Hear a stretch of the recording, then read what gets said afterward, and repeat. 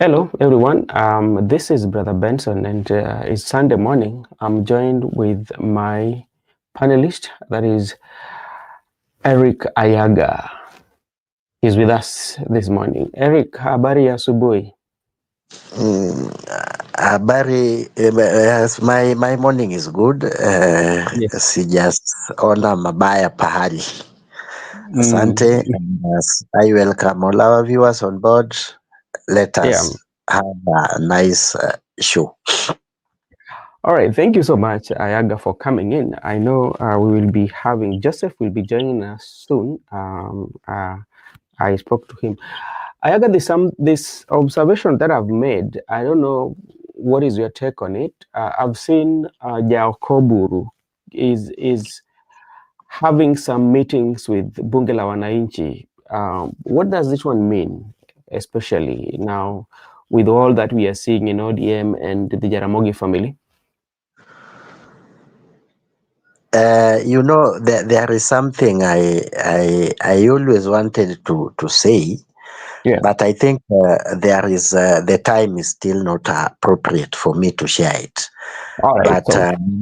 immediately when Raila died, there are so Mhm. many things that have been Mm. taking place. And Yeah. the problem of ODM is in Mm. Jaramogi's family center. That's where Mm. the epicenter of the Mm. disagreement between in among the ODM luminaries. It Yes. rested on Jaramogi's uh, family. Because I Mm. remember when Raila was going to AU, Yes. I remember there is a time he appointed Anyang' Nyong'o to be as a as a interim leader. Uh, Mm-hmm. I don't know why ODM people could not pick the same Nyong'o to be on an interim basis for a period of time. But I think Mm. there is a deep, a deep, a deeper thing Mm. why Uhuru installed himself. I can't say he was installed. He was just installed by some few people who want to manage and take control of ODM for time being. Yeah, as we still wait for Joseph, because you remember, the Secretary General was not around when the NEC met actually and came up with the Oburu Odinga as the deputy in acting capacity. And this was announced when the body of the Right Honorable Prime Minister was still on the air. So, and things went so fast. What could be the hurry, especially, and remember, ODM also had like almost, is it 3 deputies, those who could take care of the party, including the one that you've just mentioned about Nyong'o being appointed as the acting during the time when Baba was vying for AU chairmanship.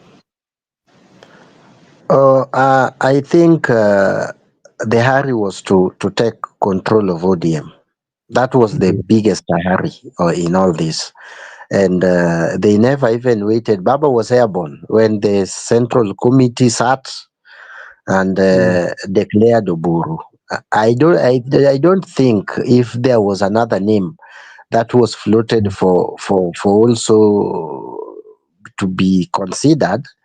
I don't know Mm. how it happens or by who, but it is a matter of days and time. We will know what actually happens because at that time everybody was keenly just concentrating on tracking the plane that was coming with Raila Odinga. Then, Mm. boom, there was information that ODM Central Committee have sat and Mm. declared. I think that was a very, very uncalled for situation.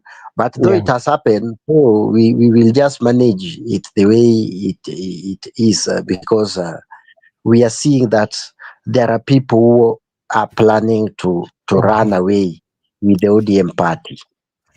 Okay. All right, Araga. Thank you so much. But for how long will this one happen? For how long will we be experiencing such like, especially knowing very well that ODM has been this bigger party with massive following almost in the country as compared to other political parties? For how long will this one this back and forth? I think by next year March we Mm, will reach a solution, because sometimes if they want to deliver ODM to Ruto, we mm, and some of us we are not into Ruto's side, we yeah. may let them deliver the party to William Ruto and not the Mm, people. Because we have always opined in many discussion that in Raila Odinga, when he joined this broad-based government, it is for the first time he went there and leave people behind. How mm, he could have catch up with the people is Raila Odinga's style of politics, yeah. and how he could have convinced people to join is is like Raila Odinga style of politics. But what I promise you, because I'm seeing the ODM broad-based side, they are Mm, now coming to terms with the reality that maybe Raila left people behind. They might run with the party and not the people. I think what Ruto need is the mm, people. So they have either they sit down, go with us, because there is a say that if you want to go far, go with the people. But if you want to go fast, do it alone. So it is the way they choose it. If they choose it to go fast, they will do it alone. If they want to go far, they will wait for mhm. the people, explain this to the people, and I hope that the people will be alongside them. But with these things we are seeing, Yeah. there is a very big bombshell that's just a wait to explode in Do, my do you party own. do you think when you reflect back, even at the time when the Right Honorable Prime Minister joined and we came up with a broad-based government, and this came immediately after the Gen Z protest, whereby a good number of young people lost their lives, a good number of young people were abducted. Do you think this could have contributed also for the unpopularity of the broad-based government, even coming, Baba coming and um, signing agreement with President Ruto to stabilize the country? Could that one also could have contributed to the unpopularity of the broad-based government until today? I want to concur with the statement of Stephen Kalonzo Musyoka yesterday at Ugunja, Mm, because I also had information about the yeah, same thing, and yeah, Baba never denied it because it is true. I think there was a plan to form a coalition government between Azimio and and Kenya Kwanza immediately after the Gen Z, and that was the essence uh, of dissolving the cabinet. mhm, yeah, That was the main reason.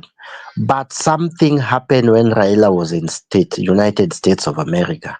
mm, Uh, when Ruto called these four people directly, and that is something that I'm told even Sifuna said it when Baba is alive, that these people were mm, called directly and mhm, first them. And I think mm, Baba being Baba choose mhm, not to betray some of his sons, even after yeah, those sons betrayed him. So mm, these people they were called, and when Baba was informed, Baba said then, give Joho the minister of finance and body, this and that. But Ruto himself that insisted that he want Mbadi to be the minister of finance. And at yeah, the same time, Oparanya felt actually mm, betrayed. So betrayed. we can say when we go there, Mm, when two villagers meet in a rich man's house, they automatically become same.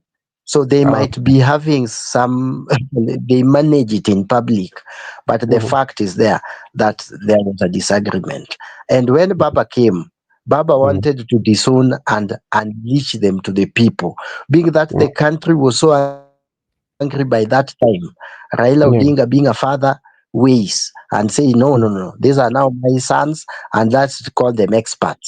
And that's mm, how Baba Ruto came to convince Baba later that we can work together.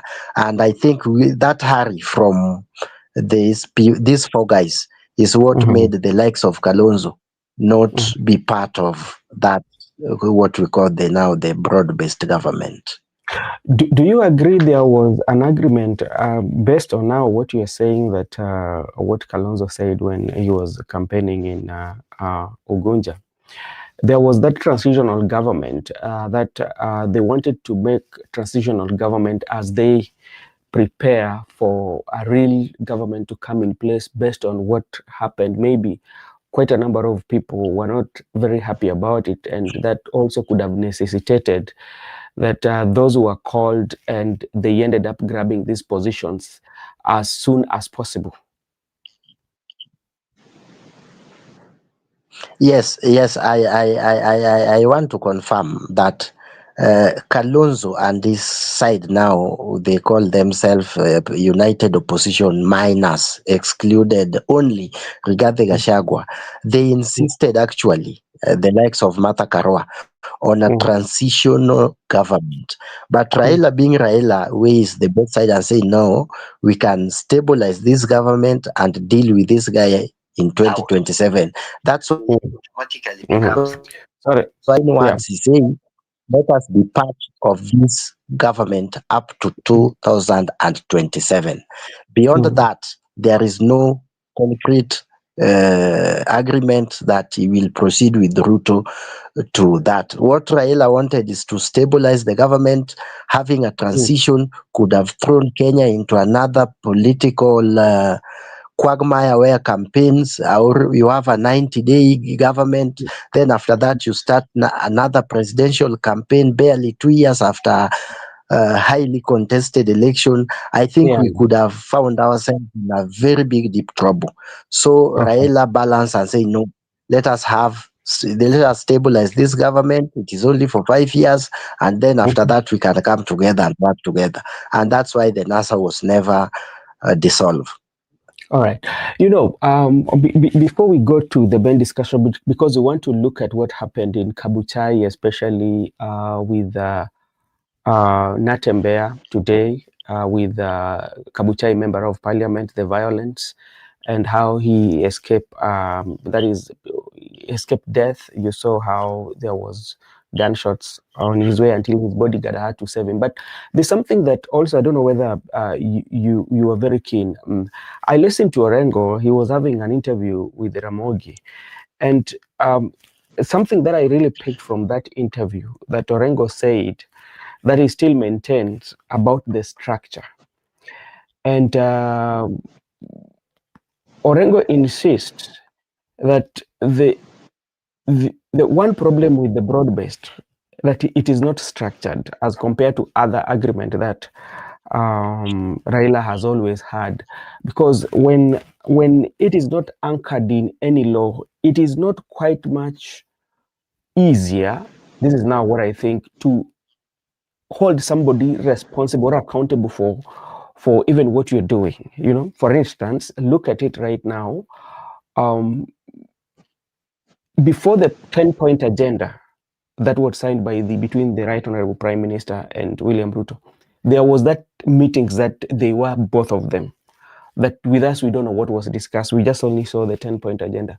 But if these issues could have been anchored in or structured, it could have been quite much easier, especially to show accountability and say that, okay, what are we going to do with abduction? What are we going to do with the BBI? What are we going to do with devolution? What are we going to do with this? But the way things stands, there is nowhere, especially that you can refer to a law or a creation or a bylaw that the broad-based government is anchored, is a gentleman agreement. Do you agree with Orengo in terms of the way he reasons, or people just saying that Orengo is one guy who was born to criticize, to be in the position? I, I I think I totally agree with Orengo, 100%. Not Yeah. even 100, 150%. I Mhm. agree with Orengo. Let me give you a little bit brief history of Orengo. Yeah. I think I saw even Oburu Ding alluded that one point Orengo disagree or betrayed Raila. Orengo never betrayed Raila. Orengo has never betrayed Raila. Look at the elections of 2002. Mm-hmm. The What Orengo wanted is what he was asking here. He was telling Raila, before you have any coalition agreement with Kibaki, let us back Mm-hmm. it with a constitution so that if you become a prime minister and you are given ministry portfolio, Kibaki should not be the one to send away or remove your ministers from power. And Mm-hmm. when Raila went blindly and said Kibaki Tosha, Orengo said no, and Nyong'o. And I think they were vindicated later when the election were held, and Mm-hmm. now it is post. Raila was not given the prime minister post, he was given the road ministry, and he was Yeah. told it is either you take it or you leave it. Leave it. So Raila was, Mm-hmm. the Orengo was vindicated. Mm-hmm. When the formation of ODM was taking place, Orengo was not in the fold, he was not still around. And when the Kalonzo and Dan Mansos of this world disappeared with the original ODM Kenya, it is Mm-hmm. Raila who went to look for Rengo. And Mm-hmm. people should take it is Raila who went to look for Rengo and told Rengo, you must come. And that's how they secure ODM from Lawyer Imanyara, the ODM party we have today, from Lawyer Mm-hmm. Imanyara, who had registered that party earlier before Okay. ODM Kenya. Remember, ODM party was formed even before referendum. People are very clever. And when they went to form the ODM party, they Mm-hmm. realized that ODM party has been registered by somebody. So that's Mm-hmm. how they sought to have ODM Kenya, which Oh. again Kalonzo and Manzo disappeared with.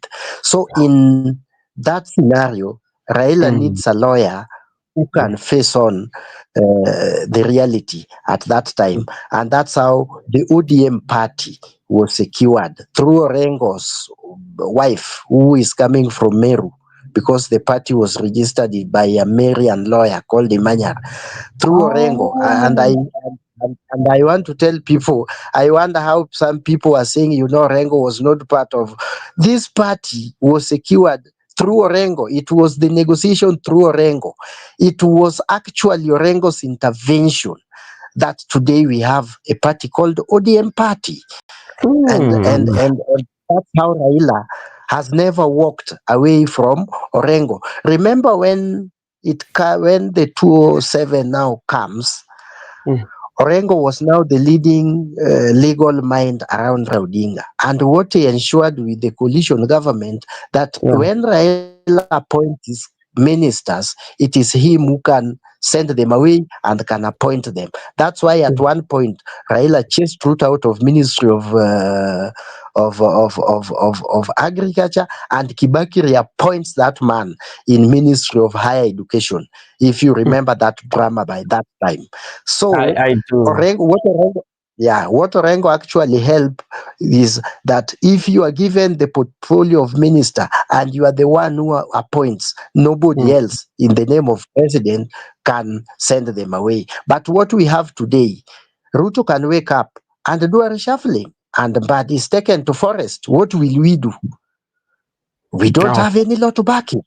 We have So. nothing. What Orengo is saying is Mm. more healthy to Mbadi than even Raila himself. Raila didn't want any position than even Orengo himself. What he wanted is, if a party leader of ODM or Mm. Azimio in that matter is given some ministry portfolio, William Yeah. Ruto cannot wake up from the sleep and do a cabinet reshuffle.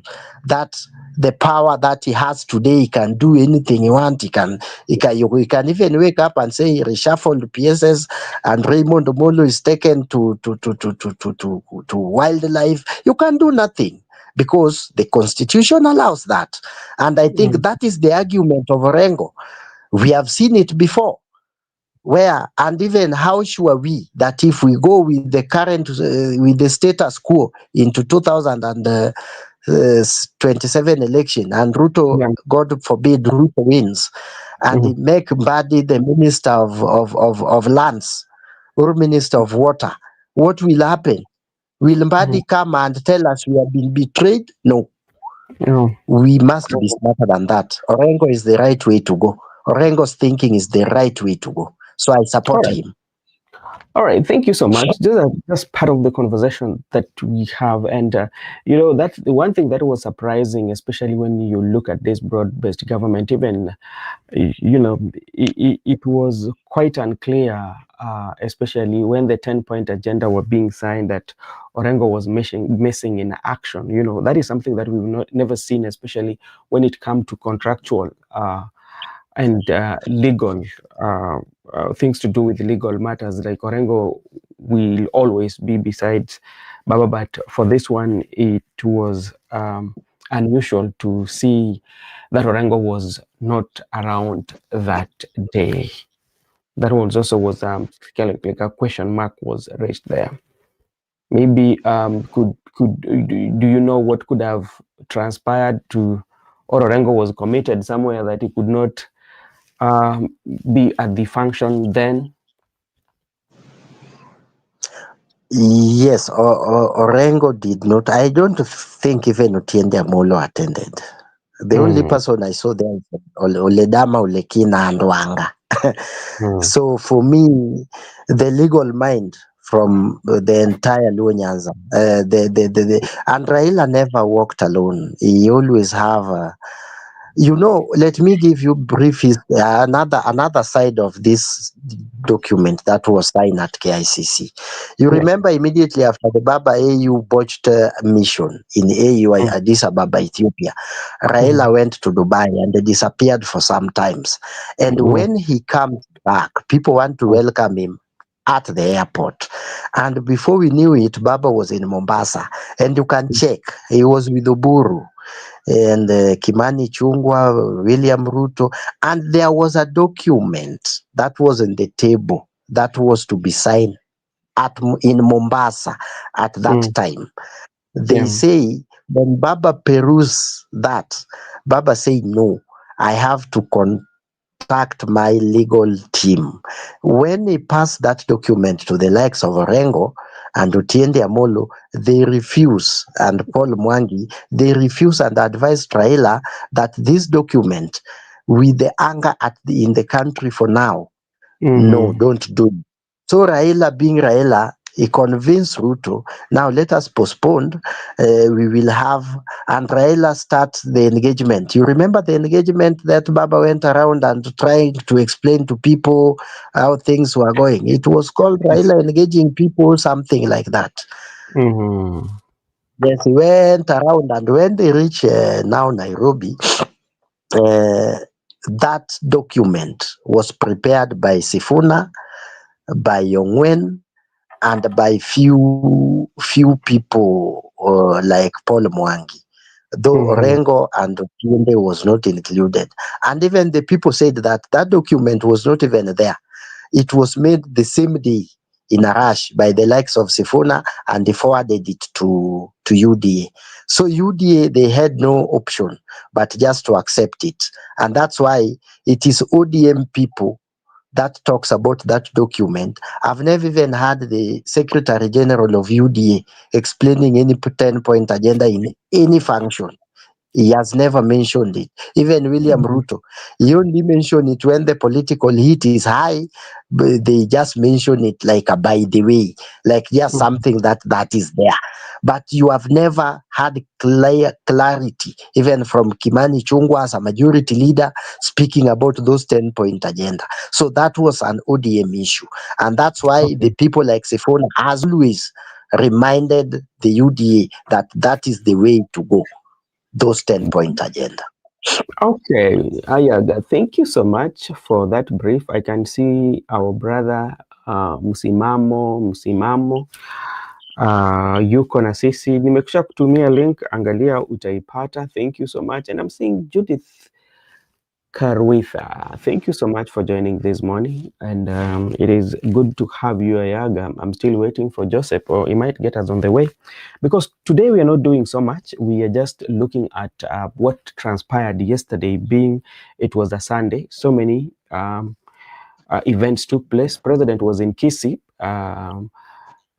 where he talked about the opposition and what he wants to do. He also donated almost 20,000 for the church. So that is also something that took place yesterday on Saturday. There was also, I would call it violence in Kabuchai, Chwele. That is Chwele ward. That is in Bungoma County, where the Natembeya and his entourage was attacked by goons, I would say, and they are alleging that all that was done by the Speaker of National Assembly. He accused the Speaker of National Assembly to be behind what really happened to them. Again, today we want to look at the reality check, especially on the by-elections that are coming. Win or lose for President William Ruto and for the opposition. What does it mean? And by what margin are they going to win? And by what margin they're going to lose? Let me take this opportunity also to welcome my panelist again. We have Joseph. Can see Joseph. Joseph, how are you doing? Good morning, my brother. How are you? I'm doing fine. How about you? I'm very fine. Thank you for hosting us this morning. Sorry, I was a bit late. I was doing some work a bit. All right. I want to greet my fellow panelists, Ayaga and Msimamo. I can see them there. All right. Thank you so much. Hey, Msimamo, habari gani kaka?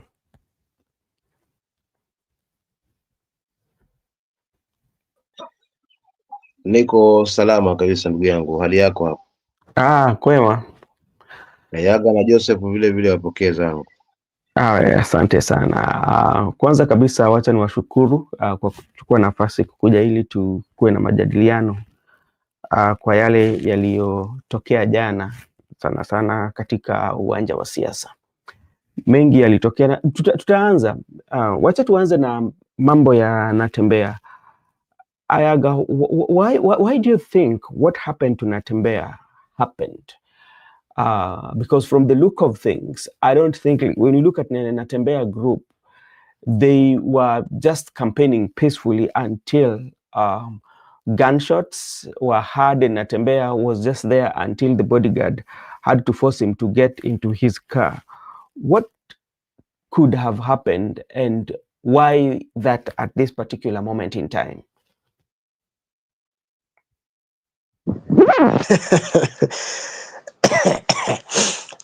Okay. I think disparate times call for disparate measures.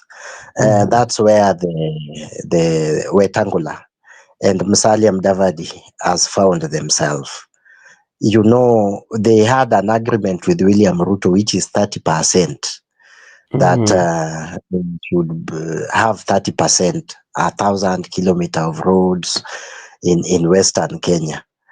The things that are far from reality to the Western people. And I think they never see it coming.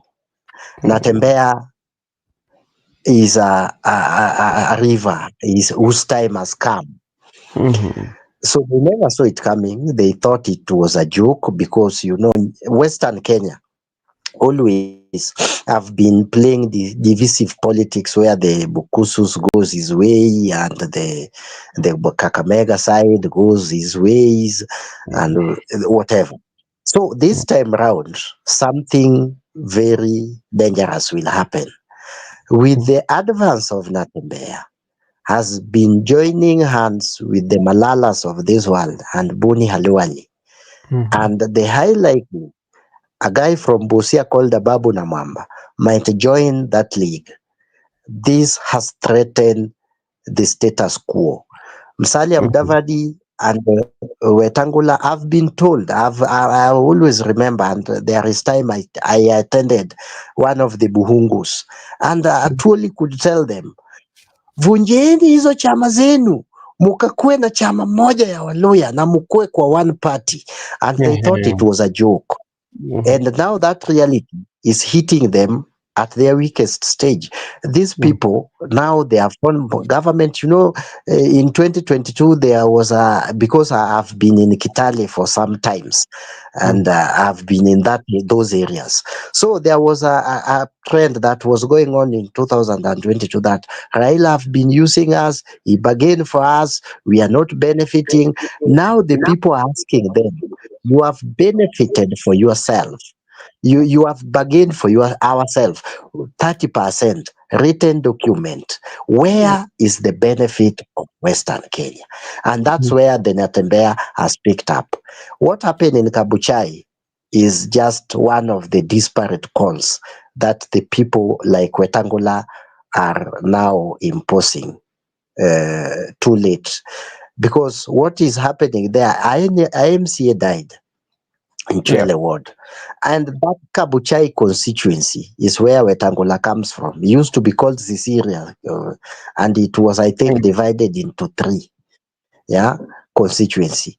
But the Kabuchai is where Wetangula comes from.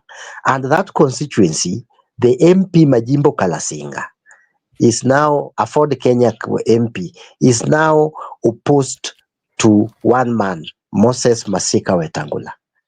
And he doesn't want to, they are not in the same political bed with Moses Masika Wetangula. And he is campaigning, I don't know if he's a DAP candidate or an independent candidate, but that guy they are really campaigning for that guy. And I think by Wetangula losing that seat, or even not winning that seat by bigger margin, the reality might hit very soon. And I have some rumors that Didmas Wabaraza also might join the force with the likes of Natembeya in the near future. So things are getting complicated for Papa Waroma. So you have to act disparately. And I think those are the things you are seeing now are the disparate call. And those are expected in politics. People never leave politics or power peacefully. So it will have some fights and infights and up and down. We just pray that Natembeya will be safe, and I know he will be safe. He is a commando. He also surround himself with a very good a very good security, and I know he have also intelligence in the ground. And when he was going there, I know, because that is the same place. I remember there was a day he was campaigning from Kakamega, and when he reached Chwele, their vehicles were stoned. So it is not a coincidence that thing again happened around Chwele. And when he left Chwele, he went like a kilometer to Wetangula's home, and they did the same, where he was saying, Wetangula wewe ni tumbafu. So, and I think that prompts the Wetangula side not now to follow the convoy, but to go and take the anger to Kalasinga's home. And I want to say this: the main problem regarding Gachagua is having, we may disagree politically.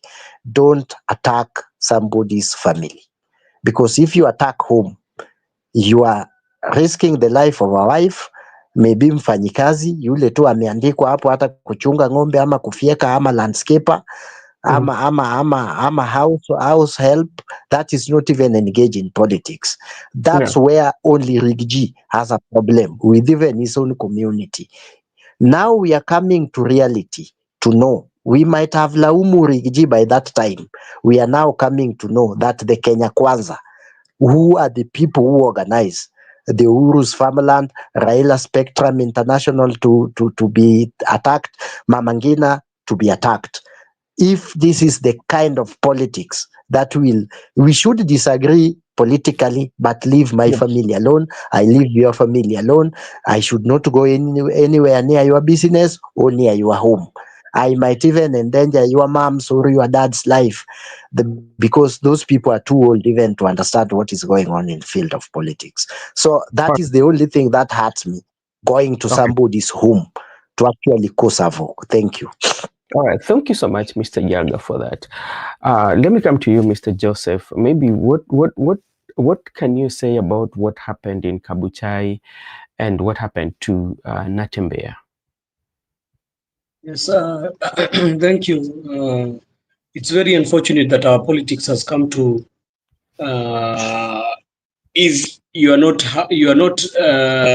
happy, or you are feeling like somebody is gaining stride in your certain region, that you can be able to hire goods and go to the house of somebody. Even leave about the gunshots.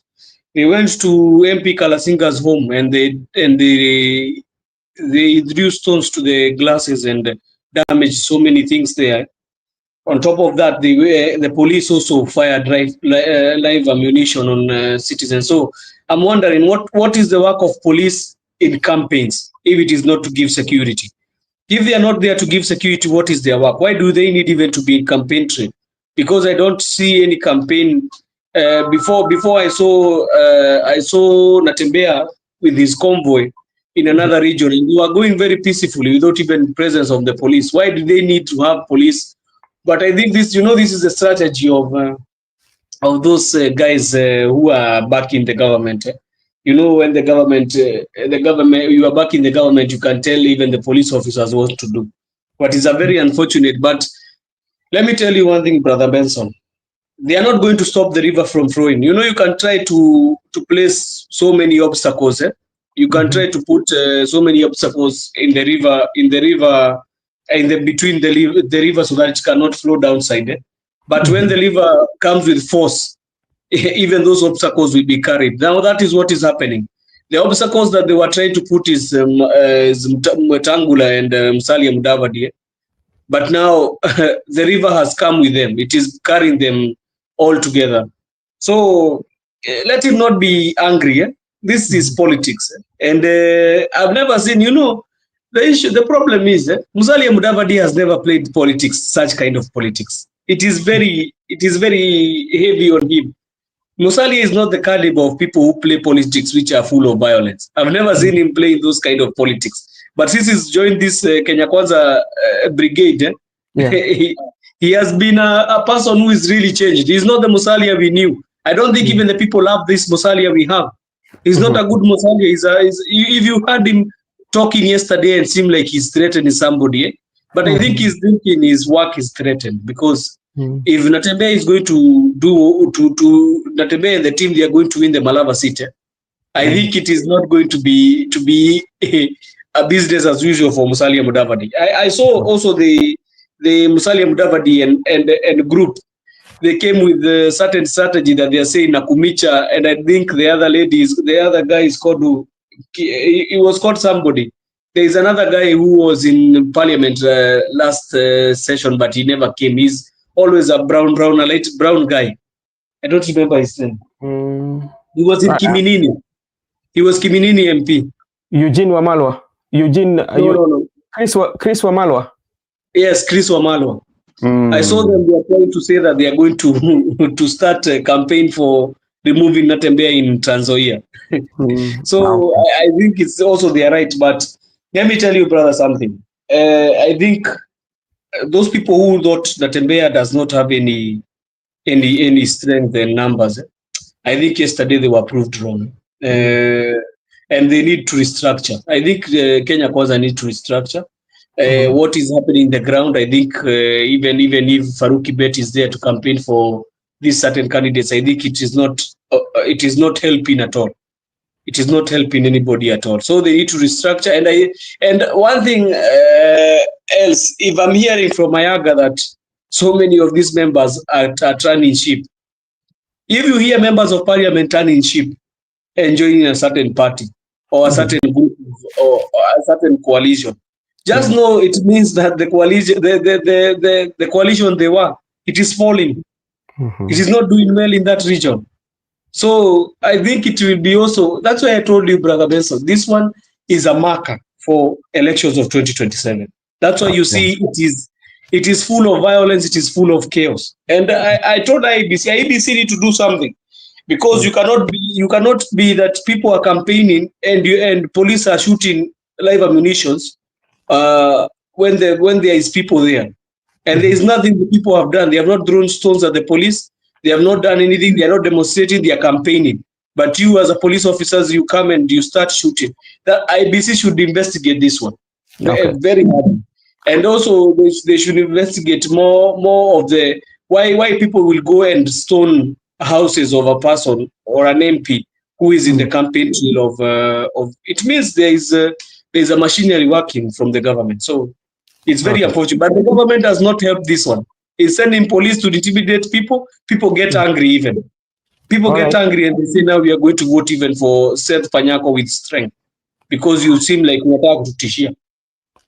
Okay, thank you so much Joseph for that. And wacha nimwalike ndugu yangu, labda tu nataka kukuuliza swali. Ukiangalia yale ambayo inatokea, inamaanisha kwamba hawa watu wanaogopa ama wameingizwa baridi kwa Natembeya, kwa sababu labda jambo ambalo anasema ni kama jambo ambayo inasikika na inaaminika na wananchi ambao wako sehemu hiyo, ndio maana wanafanya mambo kama haya.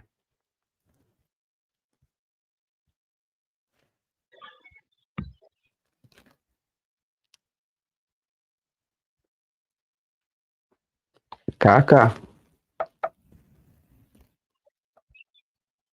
unanipata? Nakupata vizuri. Ndio. Asante ndugu yangu kwa swali hilo. Kwanza ni uoga. Pili ni kuishiwa maarifa. Tatu ni kukosa watu. Unajua, Natembeya yeye amebuild trust kwa watu. Hawa wengine wamekosa ile trust kwa watu kutokana na mahali wamejikita. Sehemu waliko ni wao ndo wanafaidi, wa Kenya wananchi hawafaidi. So Natembeya yeye lazima ataandamwa, maana yeye yuko na watu na hawa nao wanatafuta hao watu, ingawaje watu ndio wamechoshwa kabisa na habari hizi zao.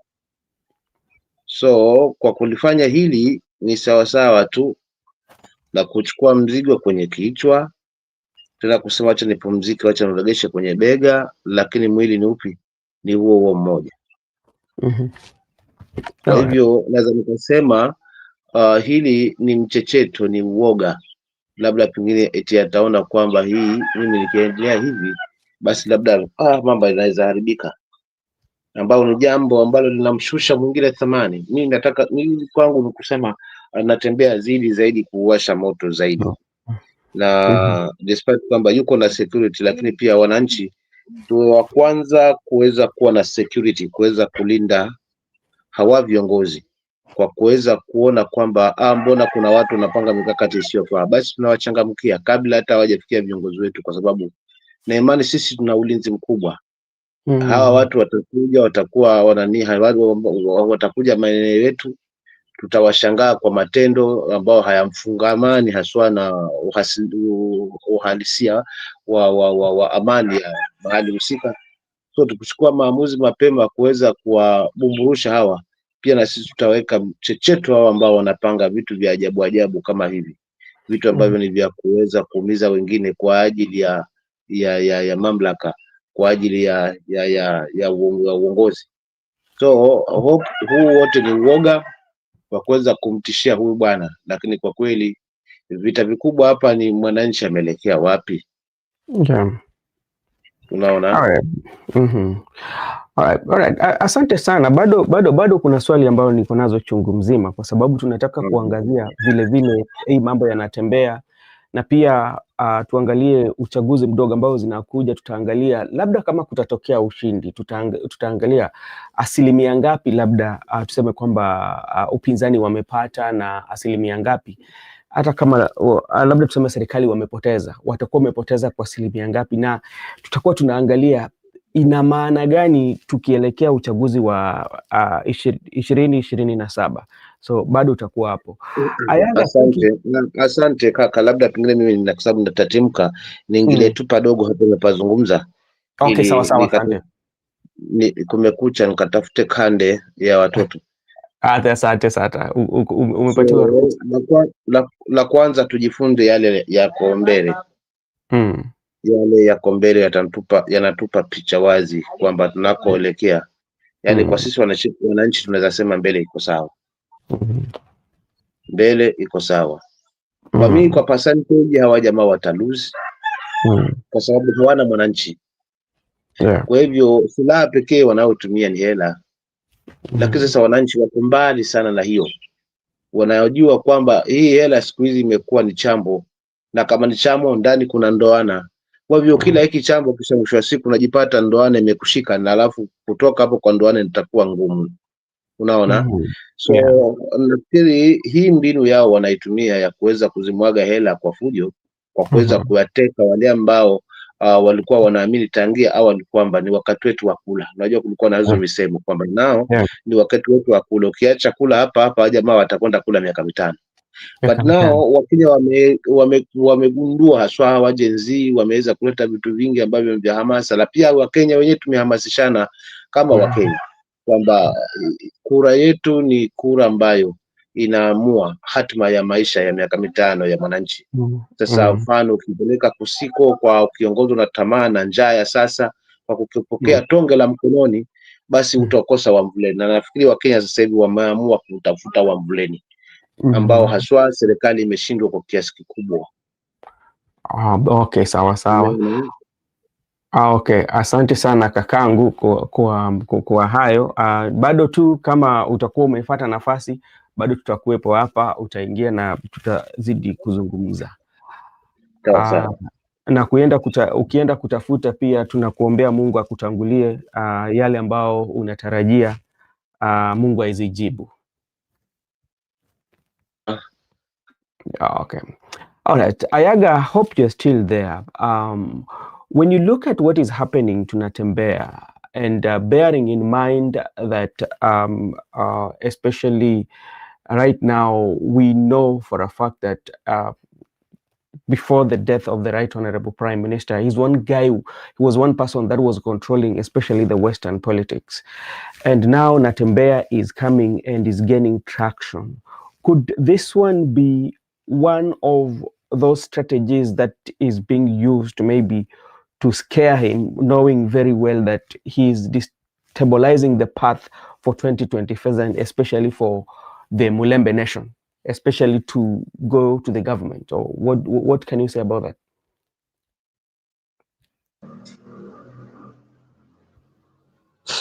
that? Okay.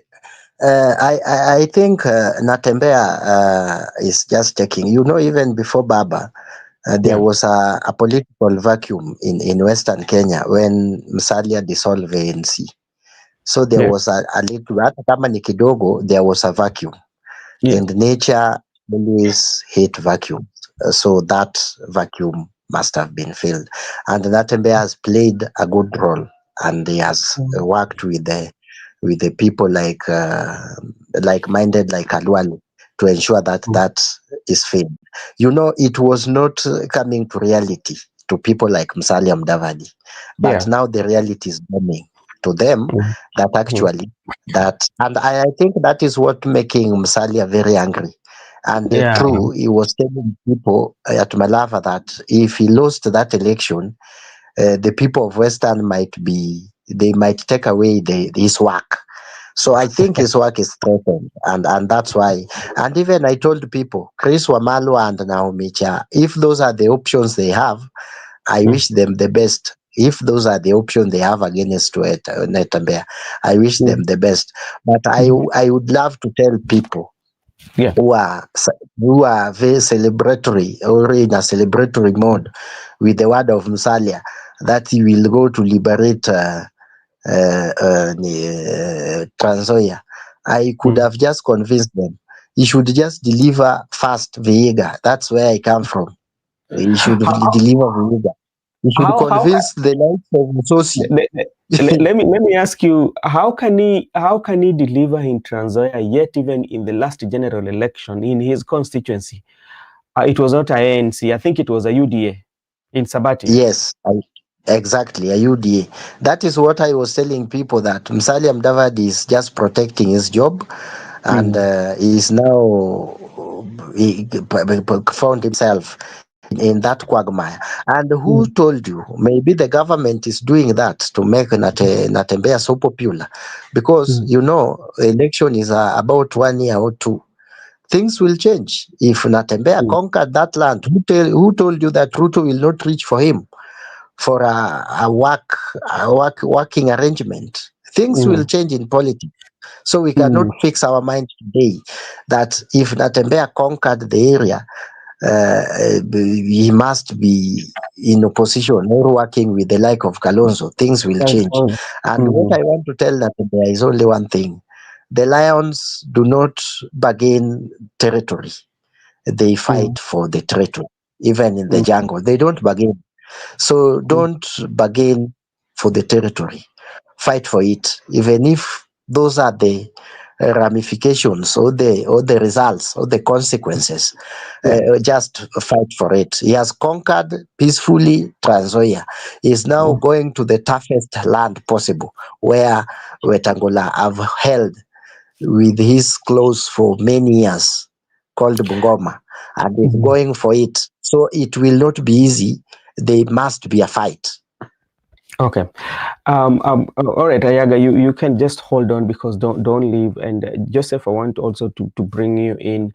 When you see how the Tawe movement is gaining traction, especially in Western, and remember, if you look at Trans Nzoia County is, I would call it a cosmo, you know.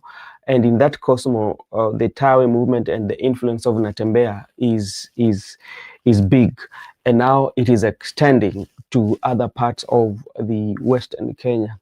Could this be the reason behind all this, what is going through? Because remember, even some few months, his home was raided by the anti-corruption unit about his, on how he was dealing, on how he used the money, and he was in the courts, which we're not going to talk about it. But like nowadays, I don't know what has happened with that case, but he has been going through kind of like some challenges in terms of political challenges. Could this one be as a result of his Dawe movement, or the change of politics that he's bringing?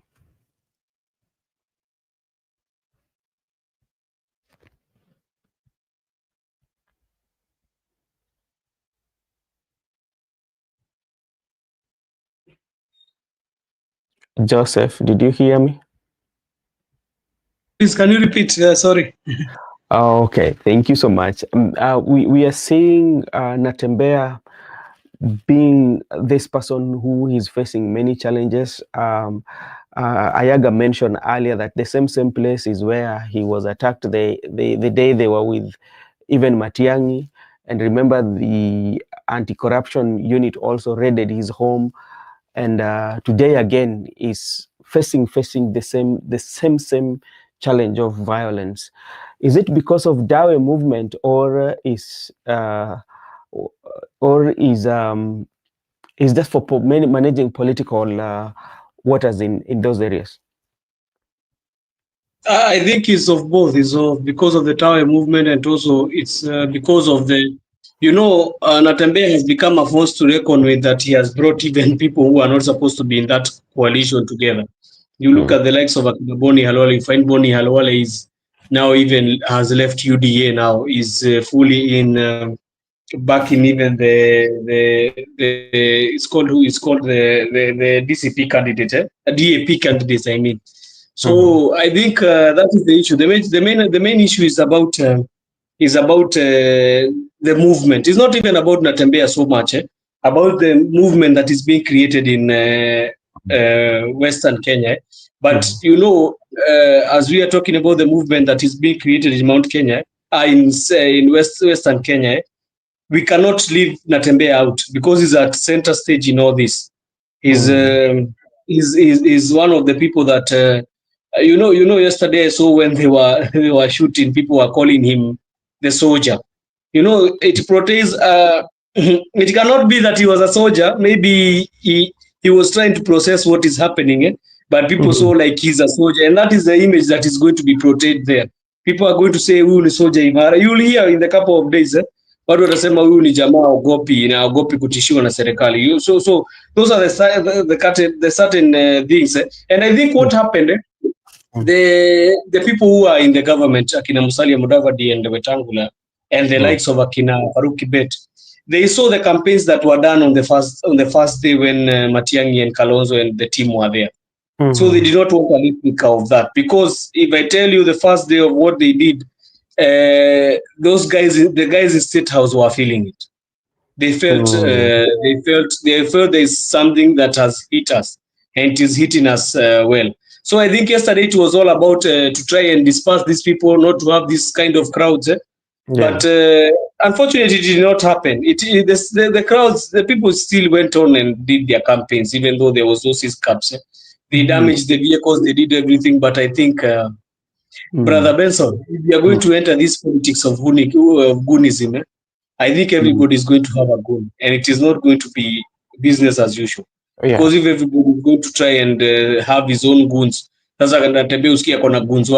people are going to shed blood. People are going to shed blood. That is what is happening in Homa Bay. In Homa Bay, people are fighting because everybody has goons. So people are killing each other. And I think IEBC need to look at this thing very carefully and very diligently, because if these things are going to still continue happening, IEBC, I think they have not changed. Even if we've changed the commissioner, IEBC has not changed, because yesterday we saw in the papers that one guy was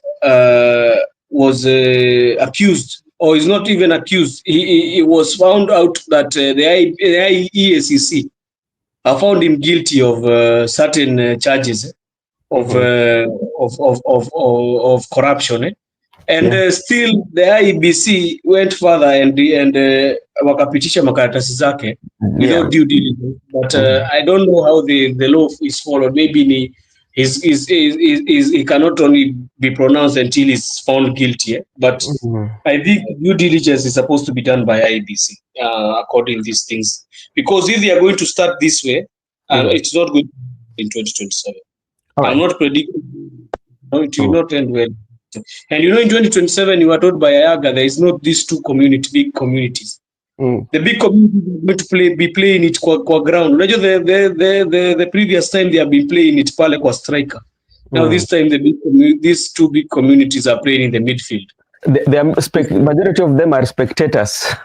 Others are spectators, but some of them, I think, they are playing in the midfield, because if Ruto is looking for votes from the rich Luo community, it means he wants them to play in the midfield. But if and then Kalonzo is looking for votes from Mount Kenya or Matiang'i, they are going to be playing in the midfield. But I know others are spectators. But let us bring the fold to these big other communities. So I think that is about Natembeya. That is the whole issue. He's at the center stage of all this. It's not about whether Tawe or what. He's at the center stage of all these campaigns. All right.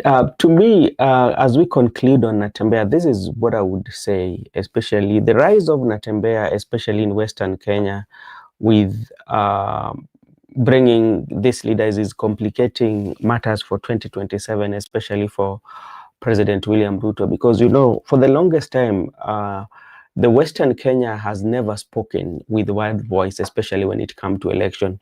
Even if you look at their voting patterns, you will find that, as I've always told you, look at the voting pattern is quite much different. The Busia, the Vihiga, and Kakamega will always vote quite much differently with Bungoma and Trans Nzoia. So with Natembeya trying to bring all those counties to vote the same direction or to get another chunk of votes. That one complicates the arithmetic road, especially one for Moses Wetungula, because, you know, if you look at Moses Wetungula has always used, especially his influence of Bungoma to bargain and usually gets good positions, especially in any government that they form or in any opposition. Remember during, I think when he joined Raila, he was able to get a minority in the Senate.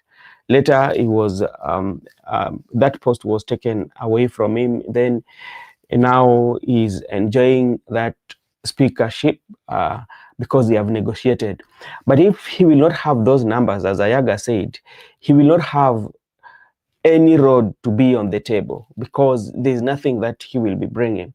For Mudavadi is done. That is the way I've concluded. Is done because even when you look at the party, when the party was folded, remember when the party was folded and they joined the UDA, whereby the Secretary General was supposed was it the Lamu governor, you know.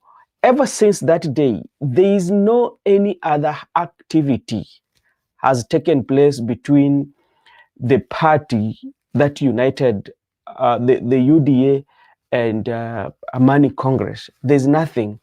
But UDA has continued to be in existence and doing, even filling in candidates. And remember, Mudavadi collapsed his party and they merge those two parties. So which means in this by-election, it was not supposed to be that UDA provide a candidate as a UDA. It was supposed to be Amani Congress and the UDA, there's a name they gave it. So as we speak today, Mudavadi does not have any grounds to talk, especially in Western Kenya. He's done.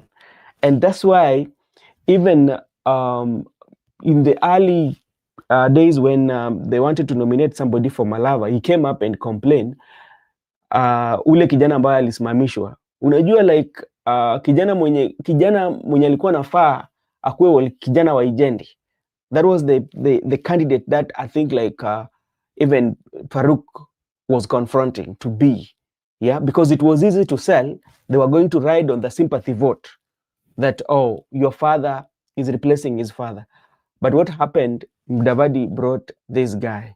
But to me, Mudavadi, in terms of politics, I don't think he has done well. Secondly, I'm also looking at Kabuchai, where the member of Kabuchai, that is Kalasinga, Yaga talked about it. Right now, he's in the Tawe movement. And these are the people that, these are a candidate when he's in parliament, you know, they add value to Speaker of the National Assembly, you know, because if now you do not have member of parliament, what else can you begin with in that area? So that one is making them to panic, so they would do anything, or maybe they would do something like that, because like from the look of things, from accusation that they are giving, they are pointing at Wetungula, you know. So that could have been the reason, because now you are making Wetungula irrelevant by getting the votes that he was supposed to get. Furthermore, you are coming from Trans Nzoia and you are getting traction in Bungoma. So those are some of the things that could create the tension. And as you said earlier, the IEBC should come in, especially on this. First of all, to look at the violence. Secondly, to look at the lot of money that is being pumped into these campaigns, because they go beyond what is required by law. Yeah, especially in those areas. So that is what I can conclude about what happened to the governor of Trans Nzoia, Natembeya, in Kabuchai, Bungoma County. Maybe Ayaga or Joseph, if you have something to add before we go to the next discussion. Yes, I think I could add something smaller. I think Musalia Mudavadi really shot his foot when he joined ANC with UDA. That is where he did all the mistakes. If he could have tried to hang on to his party, he could be still a strong candidate. But now people in Western are asking, Mudavadi, where unataka tuende chama gani? You're taking us to a chama which, predominantly these chamas have so much of the majority of the people from somewhere. Like UDA, it is a party coming from the Rift Valley. The more so the Kalenjin community. So they're asking him initially, we unataka kutupeleka wapi? Do you want to take us to UDA so that we be swallowed or something? So I think also that's why you saw Wetangula alikuwa na ile party yake inaitwa Ford akataa kuikunja because akikunja atakuwa irrelevant. Yeah. So I think that one is also played out in Musalia Mudavadi becoming a person that has no say in Western Kenya, because I think Musalia Mudavadi now has no say in politics in terms of Western. Maybe small people, but I don't think. There was a time Musalia Mudavadi got 500,000 votes. Yeah, which was a good vote from Western. I think if he could have continued with that trajectory, he could have become a Luya kingpin. But now I think along the way he lost his strides. And that's why, and this one tells you why Farouk Kibet has really camped in Malawa, because they are convinced beyond reasonable doubt that that is a seat that cannot be delivered by Musalia Mudavadi. And remember, that constituency, Malava, is where Mudavadi got a member of parliament, But now he has merged the party. He doesn't have a party. He's now appointing somebody, The candidate is his candidate, but he doesn't have that potential. He doesn't have that influence in which. Musalia Mudavadi did what Gachagua did. Yeah. So there is no difference between what Gachagua did and what Musalia Mudavadi did. Musalia Mudavadi sold. If Gachagua did not enter to UDA and he had his own party in Mount Kenya, they had their own party. I don't think right now he could still be the deputy.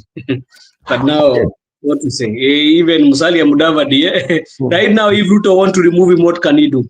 After he's won the Malava city, Ruto says, tuataka kumtoa atafanya nini? And his seat. And the problem, his seat is nothing. There is no seat called Prime CS. Which seat is called Cabinet Prime CS? Is a foreign affair. Hiyo ni kitu hata kama amepatiwa, lakini yeye tu ni CS wa kawaida, foreign affairs. He's not a cabinet secretary. Inaitwa prime cabinet secretary. Yeye ni mkubwa tu wa foreign affairs. And foreign affairs you can be changed. Foreign affairs, it means you're not dealing with the renewal of the country. Inside internal affairs of the country, you are dealing with the external. So, and he has truly failed. Unajua Ruto atakuja aseme Musalia Mudavadi has truly failed.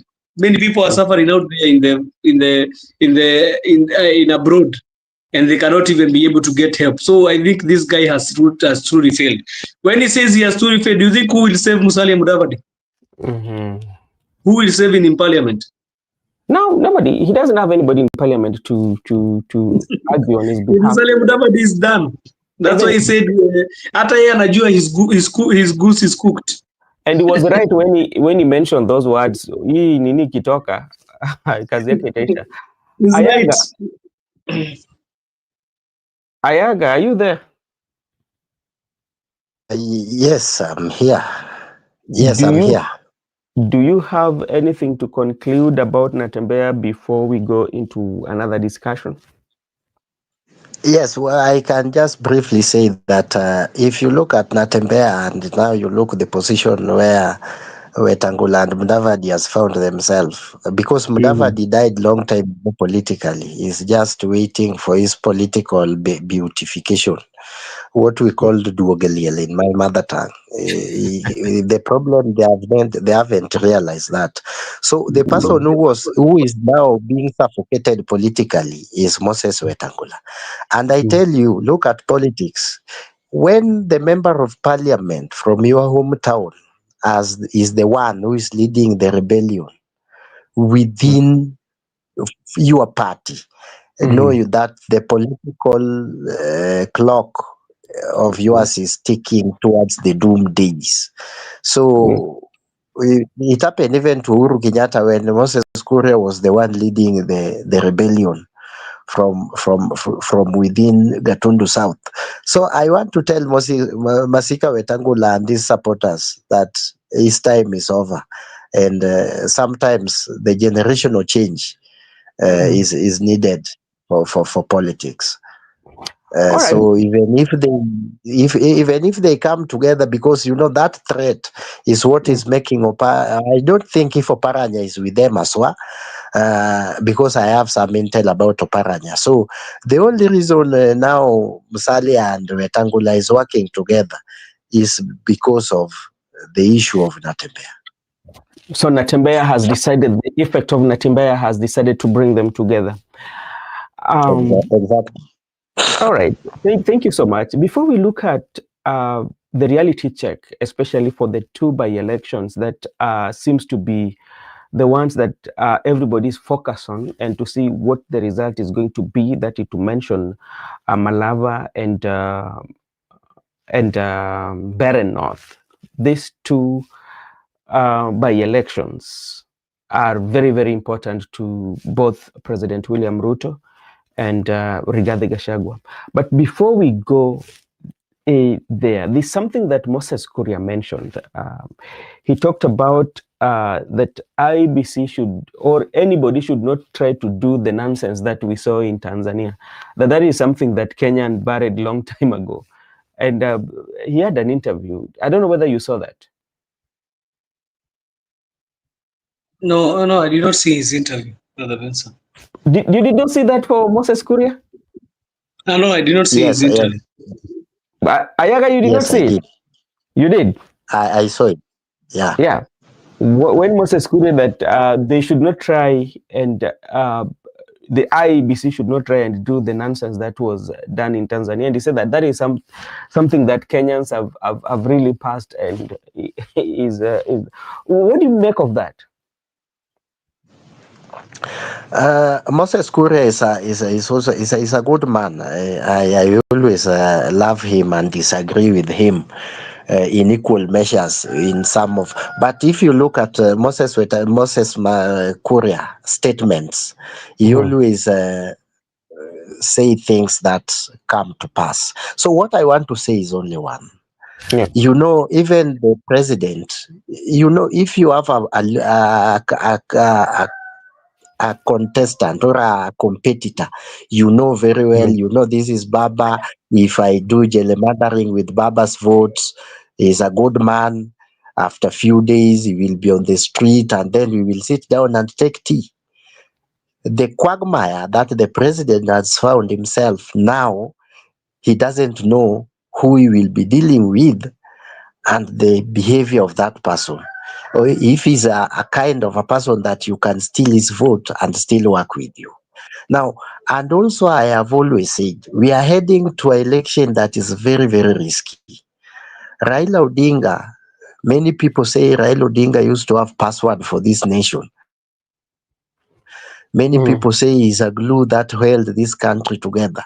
So I think doing those things you see in Tanzania.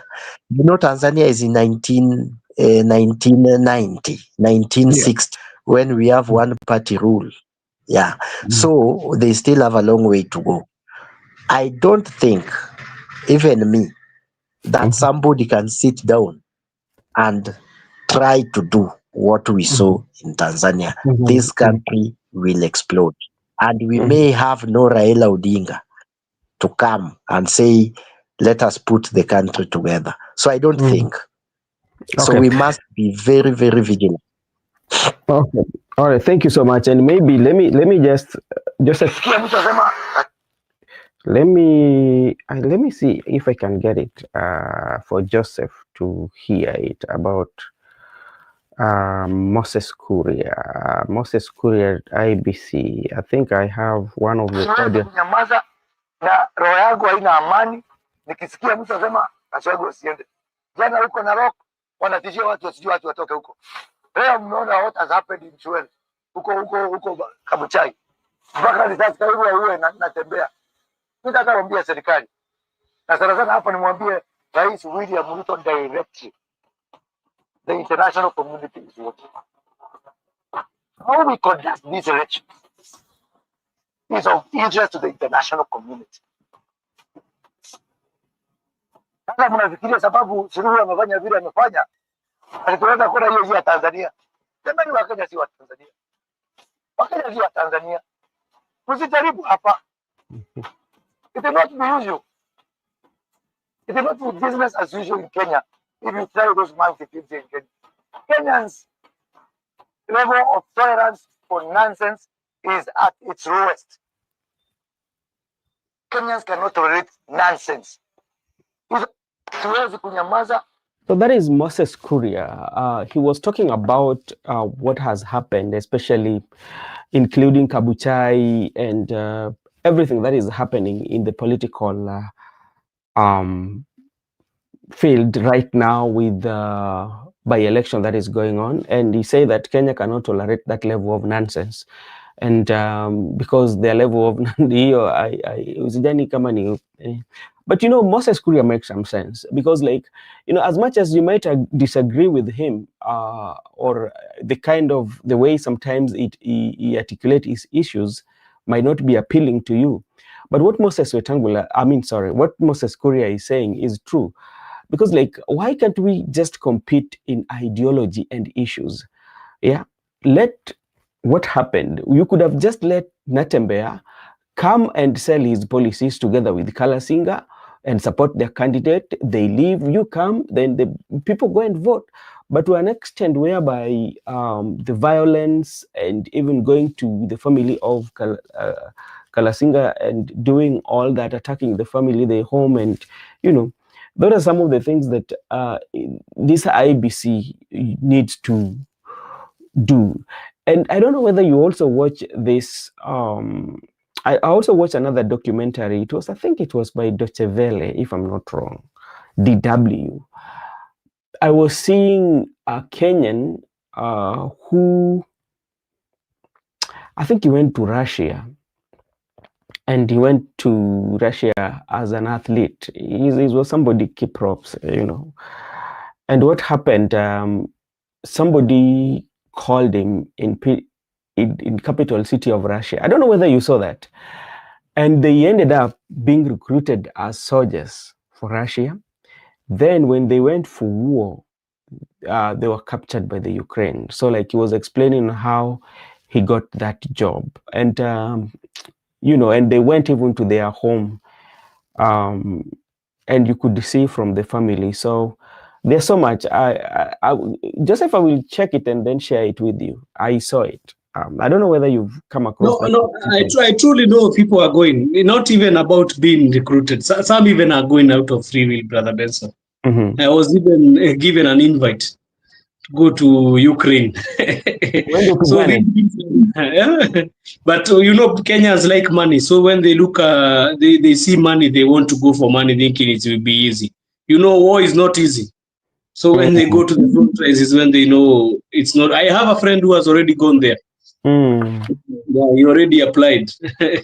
Akaenda. So it's Akaenda. People are applying. It's not a wonder. So I think even some Kenyans need to stop also saying that they were put up to this. Some are put up to this, but how can you be put up to something that you don't want? If you don't want, you can even request yourself to be. You can try yourself to be jailed. It's better ushikwe urushwe kwa jela za Russia udeportiwe than you going to a battlefield. I saw that documentary. So you're telling me that you're going to the battle lines, and then how will you go to Russia, and you tell me that you have gone for work? Okay, you have gone for work, but which kind of work, Brother Benson? You know that right now they are under. It's a fighting zone. Yeah, but like from the look of things, when I was watching that documentary, this Kenyan citizen, he was not aware. He was not aware. But does he know there is war there in Russia and Ukraine? He was not asked about that, but like I'm just from what I had. Anyway, But anyway, the government need to do something, because even if they went out of free will or not free will, the government needs to repatriate. Why do we have these embassies in this or this ambassadors in these countries? Why do we need them? If they are not helping anything, why do we need them?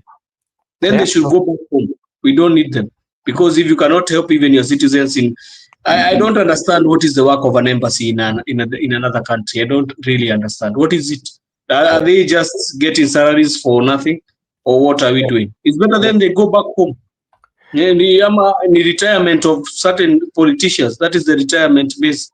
Certain politicians. And so. Yeah, those documentaries sometimes are, when you watch them, you feel, hey, things are not.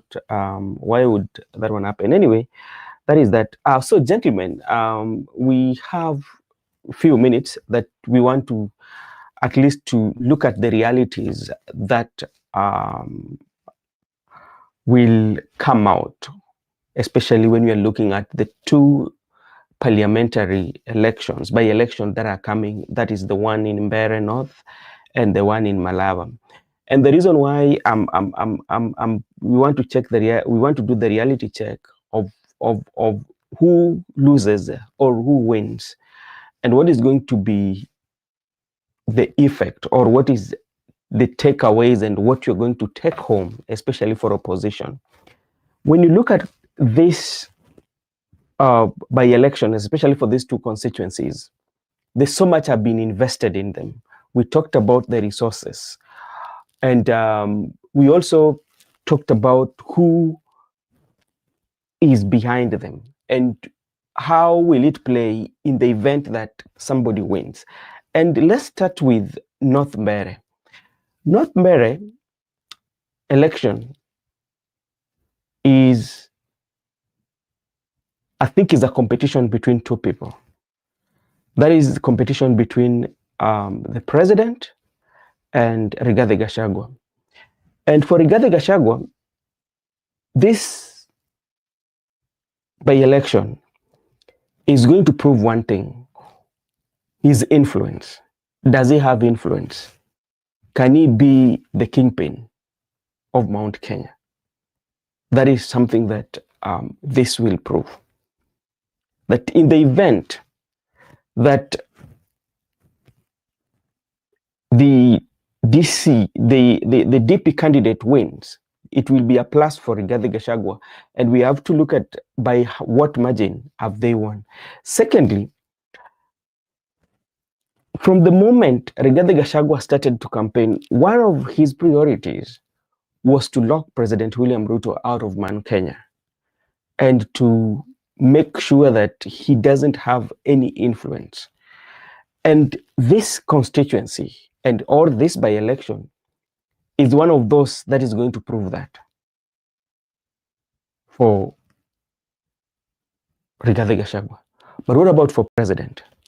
One, the president also will have to prove a point that I still have influence in Mount Kenya. And how is that one going to be proven? One, the mobilization and the resources that has been put in place. Look at how many government officials have camped in Mbeere to do the campaign for that. Because the government officials are representation of president. He might not be there in person, but his presence is being felt. So how is that one going to affect that? So to start with you, Joseph, because that is a place that you know better. In the event that Rigathi Gachagua loses this, because even if you look at DP, I'm not seeing Muturi anywhere. Rigathi Gachagua is overperforming, or is overdoing more than even Muturi himself. In the event that he wins, what will happen to the president? Thank you for that question. And I'll start it from where you have left it. I think, Brother Benson, the person who is supposed to prove to himself more than the other, I think, should be Kindiki. Because Kindiki is the deputy president. No. And being a deputy president, you know why I'm saying that? Kindiki, that is a region where Kindiki comes from, hails from. Between Embu, Meru, and Tharaka-Nithi, they are saying that is called Mount Kenya East. Yeah. So if you are saying you are coming from Mount Kenya East, because that is what they were propagating from before, and that guy who is coming to your bedroom and trying to take all the votes from you is coming from Mount Kenya West, who is supposed to be having all the jittery and all the agitation? Is it the person coming from the west or the person coming from the east? The person coming from the east. But remember, Kindiki is a bet. Utasikia kule ile bet imechoma ama bet ijachoma. Sasa ndio ninasema, Brother Benson, between Kindiki and Rigathi Gachagua, who needs the seat more? Who needs this nini more? Who needs it more? Kindiki needs it because if he doesn't deliver, it will be approved or it will be show to the president that bet yangu imechoma. Itabidi niangalie bet mahali. So I think what we can say is Kindiki has more to lose than Rigathi Gachagua, but all of them need this seat. All of them need it. What I know is somebody will lose. Unajua Gachagua hakuna kitu anaweza lose. He's already impeached. But one thing, Kindiki has more to lose than Rigathi Gachagua, but Rigathi Gachagua needs the seat more than Kindiki needs it, because it is going to prove a point of what he's trying to do, which is unifying factor of the Mount Kenya. He wants to become the kingpin, Nobody, it's not hidden now. He already said that he's the kingpin of the mountain. So you want to stamp authority and show that he's the one who is, if you need to talk to any of the person in the region, or if you want to get votes from Mount Kenya, you're going to go through him.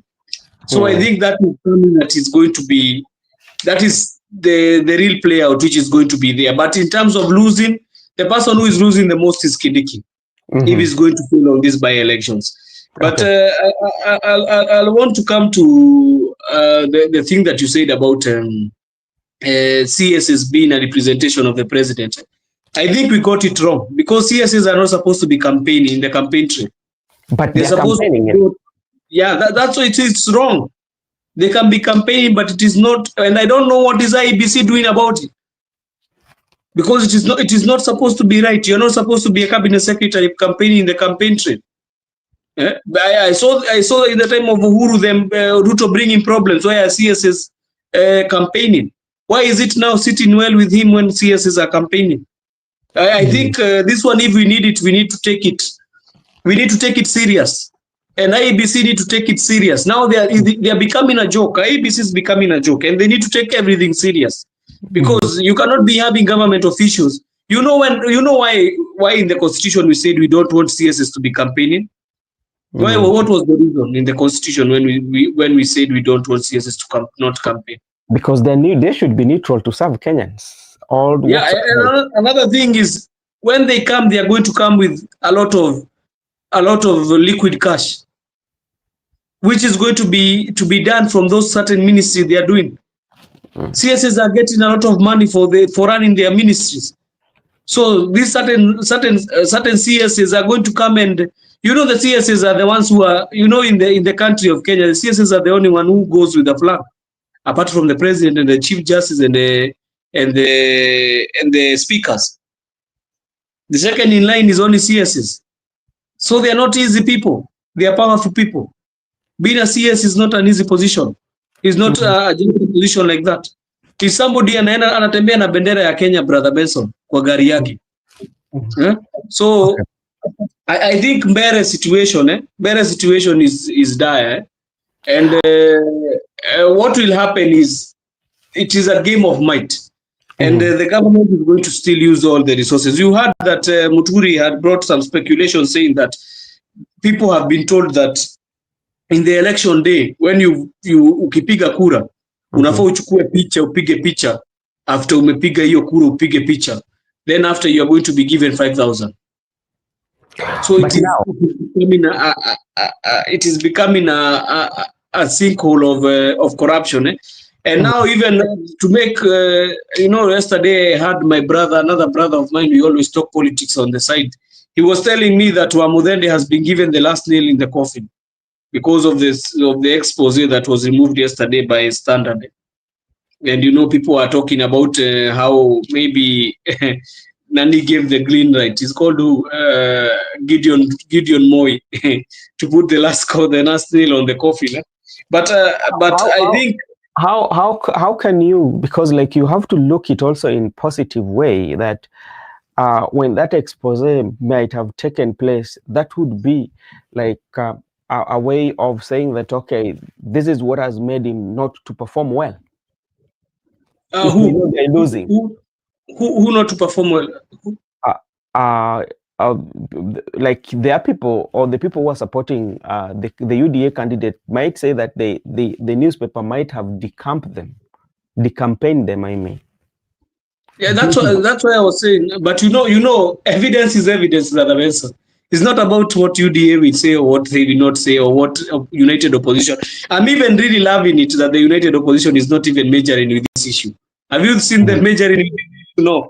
They're not majoring with it because this already... Brother Benson, I think when we are talking about Mount Kenya people, I think you're going to see their very unique brand of people. Okay. People know there is no civic education in Mount Kenya, but there is civic education in Mount Kenya. You see, like that song which was removed, that one for Tuwokera Tene. It was somehow like civic education. It went through all of Mount Kenya. Now, let me tell you, if that news of Wamudende is going to spread, that show there. You see that show? Even there in Mbere, Katikati huko, it is going to spread to them there. No, that is going to spread because it's trending. Everybody is doing it. But there is people who are in the village, they don't know about these issues. Okay. It is people who know about them in towns, major towns. But when I'm telling you, Mount Kenya, it goes even to the deep down there. To ule show ule aelewi. And it's going to be told, huyu ni mwizi, huyu ni mkora, huyu unaona ameiba pesa za hewa. So watakuwa wakiambiwa wameiba pesa za hewa. But Mbere North by election will be a hard one, Brother Benson. Okay. It will not be a people walk in the park. Even Nani knows. That's why you see his camping there. The guy Gachagua.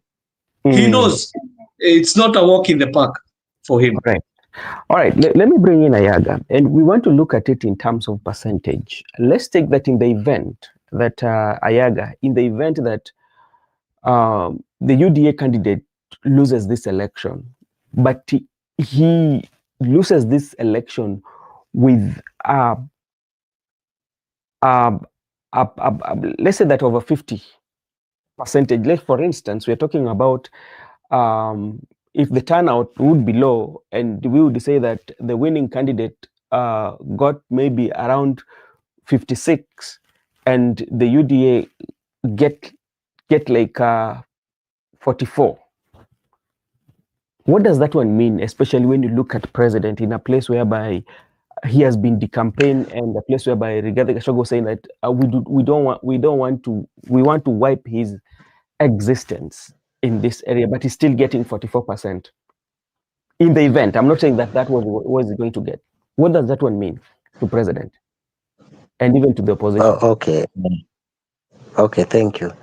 That is what I have been saying, and it seems Joseph doesn't want to agree with me, but the events at Mbere North now confirm what I was saying before, and I still maintain, if something is not done, the UDA candidate will win. If he will lose with a very small margin.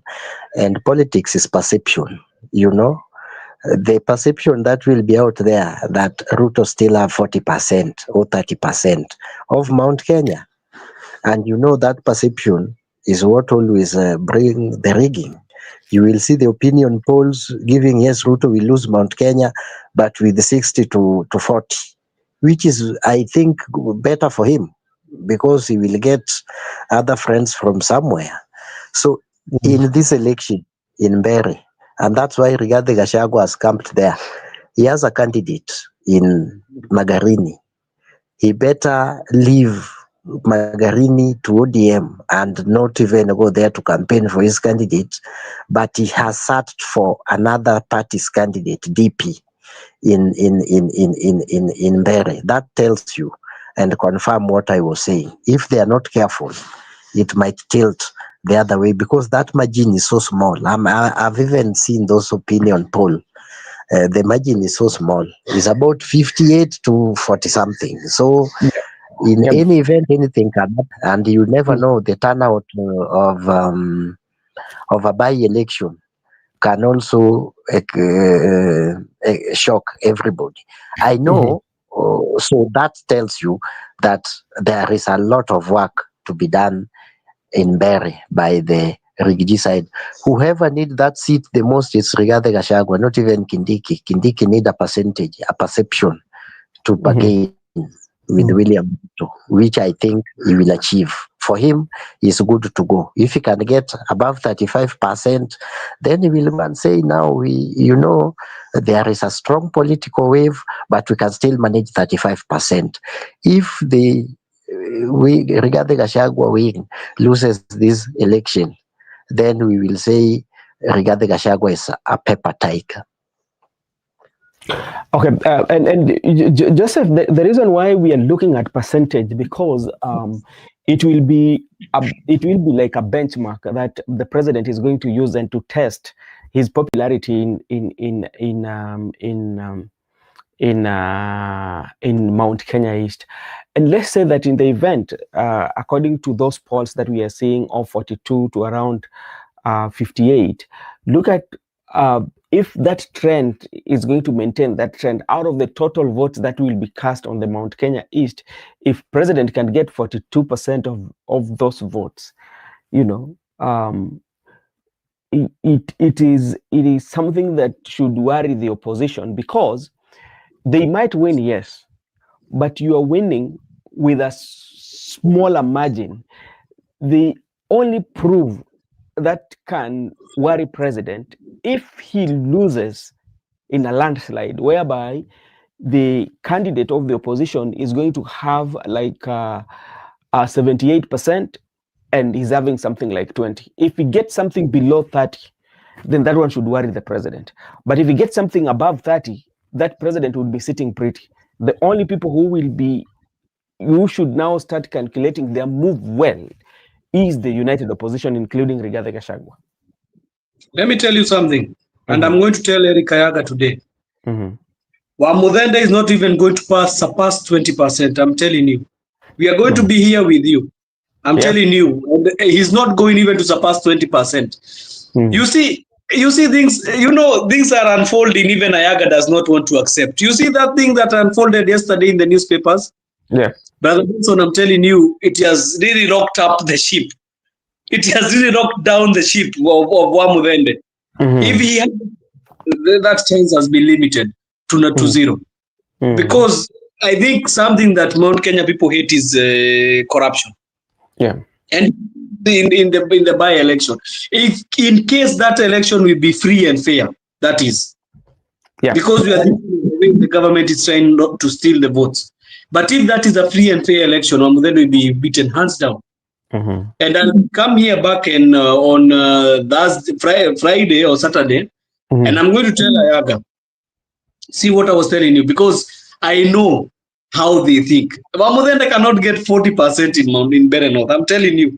I think even 20 will be an issue. But now, because we are not saying that, but hypothetically, we are looking at the hypothesis. Hypothetically, Brother Benson, we cannot look at it hypothetically because we are looking at it at polls. Me, I don't see election being won at polls. We win election. That is just a projection. Because if in the case we look at polls, Uhuru Kenyatta had been told that he's going to to be able to get votes in 2022. Votes amounting to almost 30-40%. But when it came to the real action, Brother Benson, it was another game changer. I think even the thing that even was able to help Uhuru Kenyatta was only one county, which was Kiambu. So that time I was supporting Uhuru Kenyatta and the Azimio, but it is. I don't believe polls anymore. Polls can be projected as the way you like it, because even we have seen certain polls, some saying 71, some saying 52, some saying 27. We don't even know which polls are correct. So what I'll go by is the people of Mbeere North and what they are going to do in 27. It's remaining. There is no even need for rush. It is remaining how many days? 4 days today. It's remaining 4 days.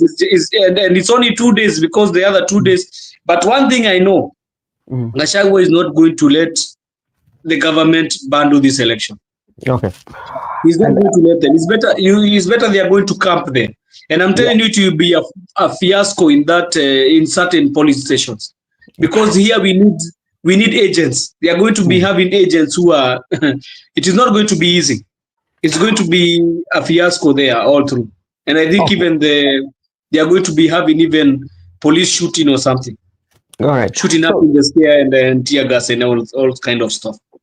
To me, even though to me, I'm looking at it hypothetically in politics, because like from all the indication that we are seeing, from all the indication, that is something. Even me, who is not coming from Mbeere, from all the indication, I would see that DP candidate is winning from all the indication, but until the voting is done. But now, remember, we are looking at the context. I mean, the mashindano. I mean, of the deputy president and the president, the former deputy president and the president, and that's even why that when you see Rigathi taking his time, investing his time more than Muturi, who his candidate is on the ballot. Which means what he wants, one, he wants to make sure that the win should be convincing win, not just winning. Because if the win is convincing, it means going towards 2027 is good. You can now gauge and point out your weaknesses, identify your weakness. Where did we not do right? But from the look of things, the win or the result that we've gotten as favor us, but it should be convincing.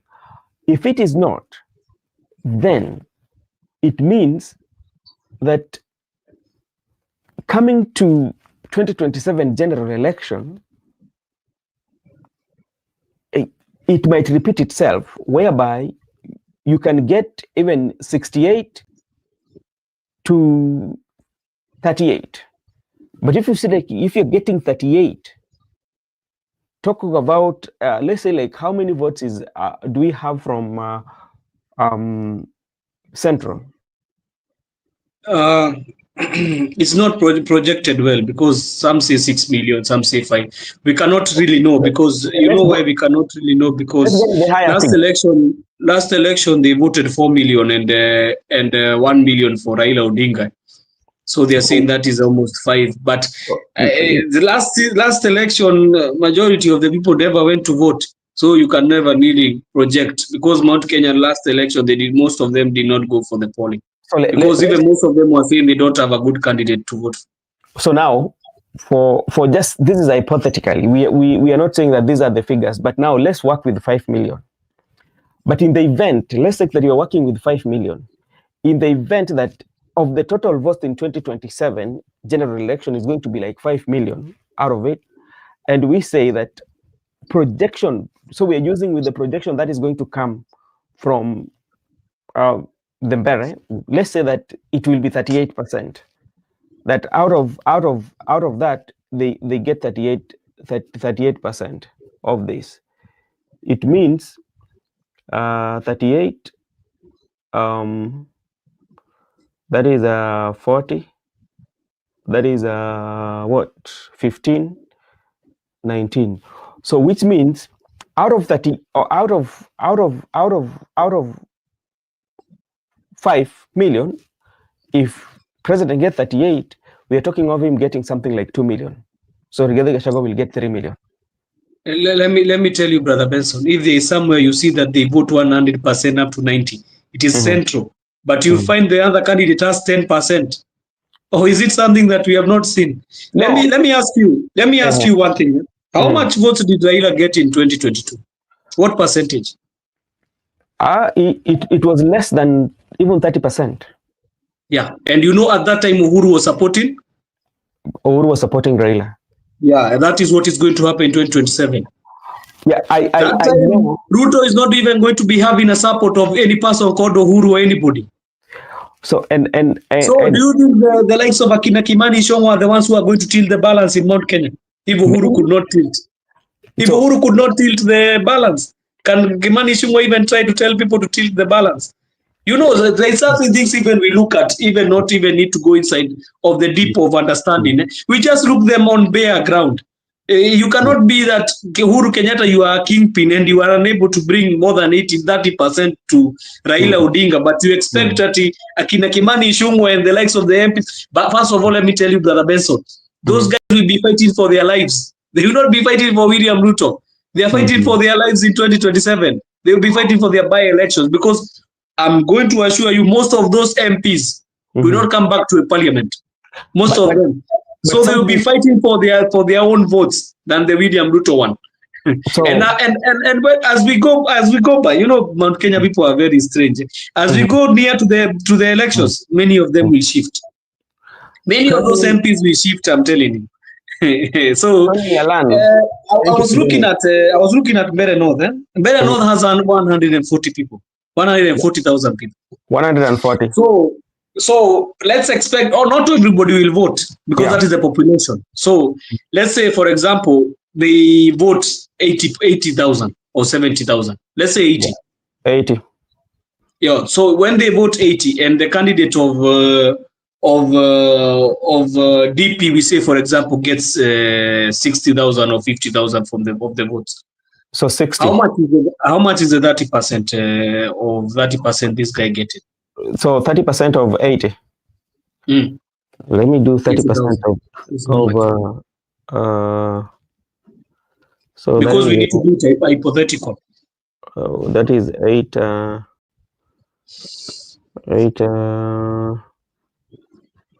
1 2 3 1 2 3. So 30% should be like 24,000. Yeah, you see, supposed to be 24,000. And that's when we are doing because like these are not real figures, but we are giving hypotheses. Yeah. So and this one is going to be our benchmarking, and we are saying that okay, if President William Ruto is going to lose, he's losing by 30%. He's not going to win, but he's losing by 30%. If he's losing by 30%, especially to him, that will be a plus. But it's not a plus. You know why I'm telling you it's not a plus, Brother Benson? Yeah. You cannot be in a place where you have a deputy president, you have a CS, and you have a governor who is running the party called UDA, that you are getting 30%. What do you expect in the other constituencies of Mount Kenya, where they don't have governors, they don't have CSs, they don't have party leaders, they don't have deputy president? What do you expect will happen in Mount Kenya West?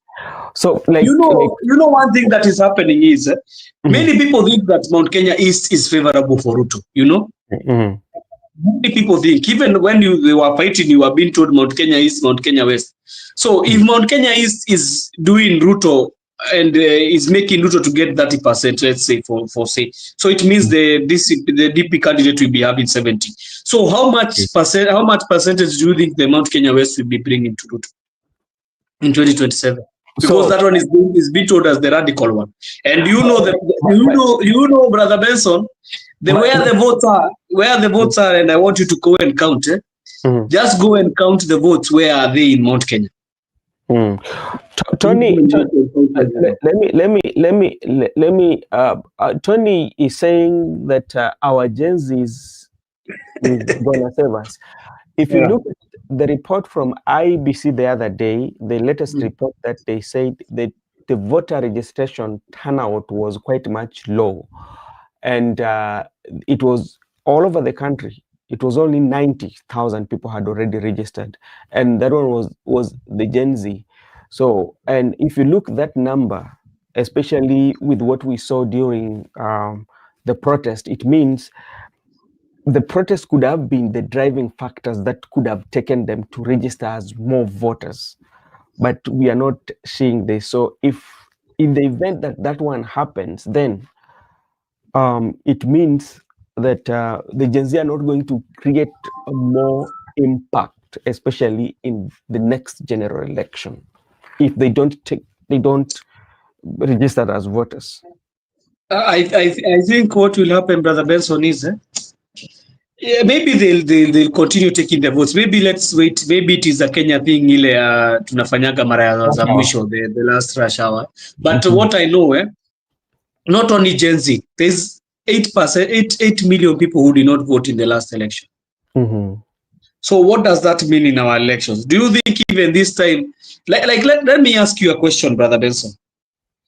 Do you think Luo Nyanza will come out to vote as they were voting for Raila in 2022 for Ruto?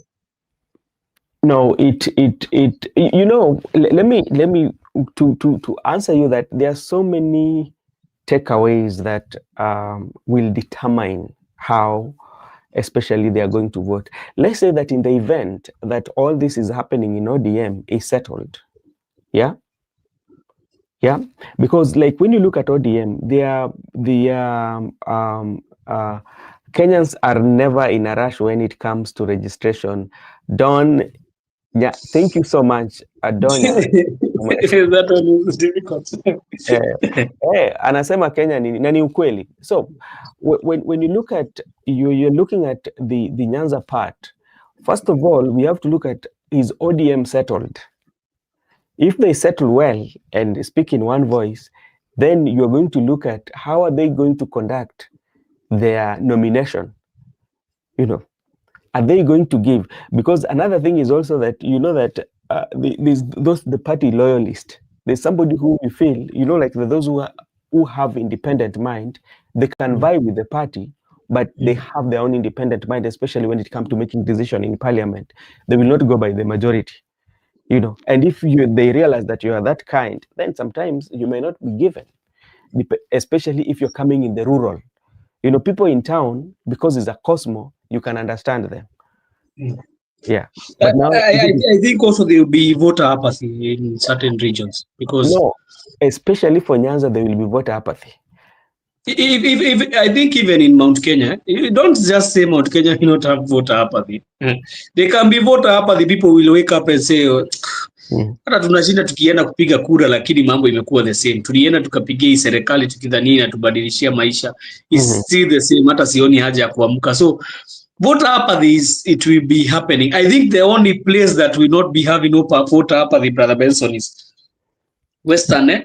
If Western is going to be given a deputy candidate, Ukambani, if they are going to be given the running mate, and it's called Kisi.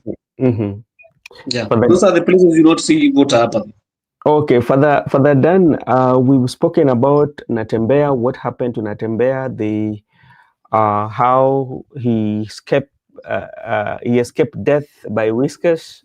Yeah, he was almost his bodyguard, you know, decided to come. I don't know why he was not scared. He was just staring at the way the sound is coming from until the bodyguard had to come and push him into the car. And actually, you know. But I think people are going to say ilikuwa courage, lakini labda unajua kila mtu ana process things differently. So let's read from what Midorash is saying. The Mbere by-election is not a contest between former DP and Ruto, but is Kindiki test. Ruto understands Mount Kenya is gone. He is now relying on marginalized areas. His political genius. Yes, but also it's all going to test whether the bet yake ilichoma, because remember the the by-election that is happening in Mbere is a creation of the president. The president created it. What? I don't understand, Brother Benson. The by-election in Mbere is a creation of the president. Yeah, it's a creation of the president. And but do you know one thing is Muturi was coming from Mbere. Yes. He comes from there. So it means he took a seat from Mbere and returned it to Mbere. So it's like he did a revenge mission, eh? No, that was not the case. That could be one of the cases why I took it from Mbere. But like, if you look at Mbere, does it mean that of all the Mbere residents who are learned and who have not contested for an election, they could have not been appointed to that position if it was a matter of position being given to Mbere? I think, Brother Benson, the thing that is there, Ruto does not understand Mount Kenya. He does not understand anything of what Mount Kenya is. I think he still thinks it's a. Let me tell you, Brother Benson, when these guys are done with you, they are done with you. There is nothing you can try to change their mind to tell them and convince them of any other thing. And telling you, even right now, if Gachagua can go to the government, Ruto goes with him. These guys have decided, Brother Benson. One thing, let me tell you, Ruto does not understand Mount Kenya very well, like the way he understands other regions. Because Mount Kenya is very delicate. When they go to one side and one voice, they go well with one voice. So I think Midora's talking about his political genius. There's no political genius in us. The people who are there down in the grassroots, those ones he's talking about the marginalized areas. There is no marginalization there. Those people talk in one voice. All of them, starting from the Mberes, going to the Dharakas, going to the Kikuyus, going to the, they talk one voice. But I don't need to say this one because we will see it in Mbere. We will see it in Mbere. It is coming in 4 days. You understand what I always tell you. So this is what I think, especially when I'm looking at it. Remember, the president created this one. I would say is what we call to play political games. Remember, before appointment of Ruku as CS, he had already appointed Kindiki to come as a deputy president. Then the same area, the same Mount Kenya East, after firing Muturi, or after disagreeing with Muturi, he still goes and take a sitting MP. Yeah. At the time of taking that sitting MP, he knew the IEBC was not in place. Who was going to represent them? Yeah. And this was a way to tell the people of Mbere or the people of that area that, see how we love you. And how do we love you? Your son, we disagreed, but due to the fact that I love you so much, or I feel that you are our friends, I decided to take your son to be in the executive. And remember, the MP that he was picking to be in the executive as a CS was supporting him in parliament. So which means the effect of his bills to be passed, was very easy. Yeah, but why was he doing that? If this guy was a rebel to him, or this guy was not dancing to tune of his politics, he would say that, okay, for me to bring you so that I can bring somebody who might win there to support me when it comes to passing bills, that could have made sense. Yeah. So I think, Brother Benson, where we are losing it is. Oh, you want to finish? I think this is his own creation to make the Eastern have a conversation of how the love he have for them.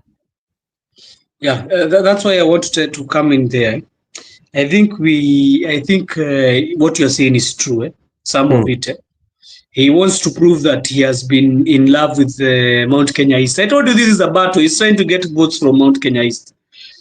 But the problem is, how many people has he asked from Mount Kenya East since he came as a president since he became a president in Kenya? How many people have he asked in Mount Kenya East?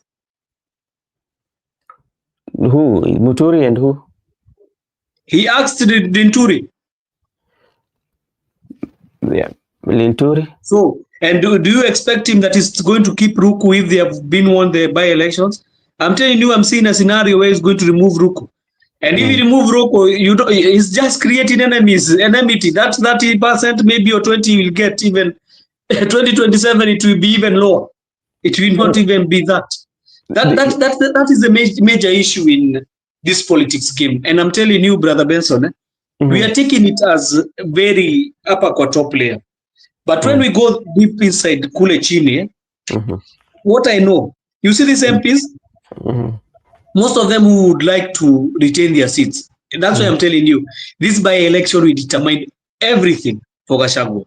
Because if Gachagua wins this by-election, the next chapter that will come is Mount Kenya MPs are going to start shifting Ruto's camp.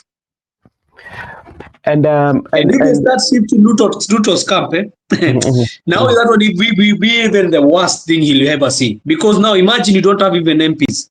Because right now, the people who are still holding on to him are the MPs. I know certain MPs who cannot be able to leave the camp, but most of the MPs will see the firepower and say, huyu jamaa bwana, kama nataka kuendelea kuwa MP, nitabidi tu niseme tu one term.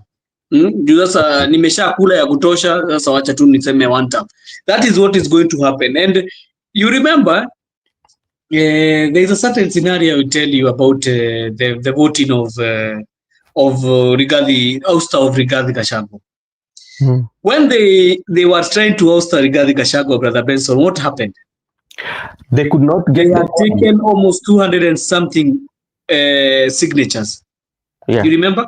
Yeah. From MPs, it was almost 270. It was quite a number. But when they went to the floor of the house to vote, let me ask you, the MPs like Akina Kagushia, because they had signed this motion, the MPs like Akina, so many MPs, Jen Kiara, the MPs like Akina, that one, another one is called who? I'm forgetting his name is from that region. So many MPs, almost even Didi Nyoro. You remember Didi Nyoro, why he was removed? Why was Didi Nyoro removed from the accounts committee? He did not support what he said when he was voting the ouster of Rigathi Gachagua. So that is the question I want to ask you, Brother Benson. They quite so and they tried to remove themselves from that oustering because most of them, they went to the ground and they knew na kweli ground haisemi vile tunasema. So how many members of parliament do you think that are going to shift camp after this by-election? No, I don't think they might shift camp immediately. I think like they will wait until towards 2027, because you also know that maybe that fear that they usually have, that they would try to pretend to work, but immediately, because like something that also I tend to observe, especially majority of governors from Mount Kenya, they do not involve themselves in this daily politics. They're so much quiet, majority of them. I've never seen. And have you asked yourself, Brother Benson, why? I've never seen Matangi so much involved in the Rigathi Gachagua or President Ruto politics. I've never seen the governor for is called who? For Nyandarua. For Nyandarua County. Nyandarua County. We also have Barua is Kangata. Yeah. Most of them, you don't see them in this kind of things. But now, let me say something. Let me say what Father Danny is saying here before there is something that Ndini Nyoro is just a game being played on us by, yes, that is something that people have always said about Ndini Nyoro. Yeah, he's a game. Yeah, but now when you look at we were talking about statistics in terms of numbers and all that. And in the event that the DP candidate wins this, what's going to happen? The people who are going to be affected so much, the first casualty is the governor of that area. Because remember, she's a governor. She doubles up at the same as the UDA chair. But even from the look of things, it means she's not going to be sure to get her second term based on what is going to happen. And I was just reading some of the comments until I came to realize that people were telling her to go to Teso, I don't know, Busia. I don't know where. That's where he was married. Did you see those comments? I'm telling you, things will come up. Will come up about. I thought that I started to wonder why Teso and Busia, you know.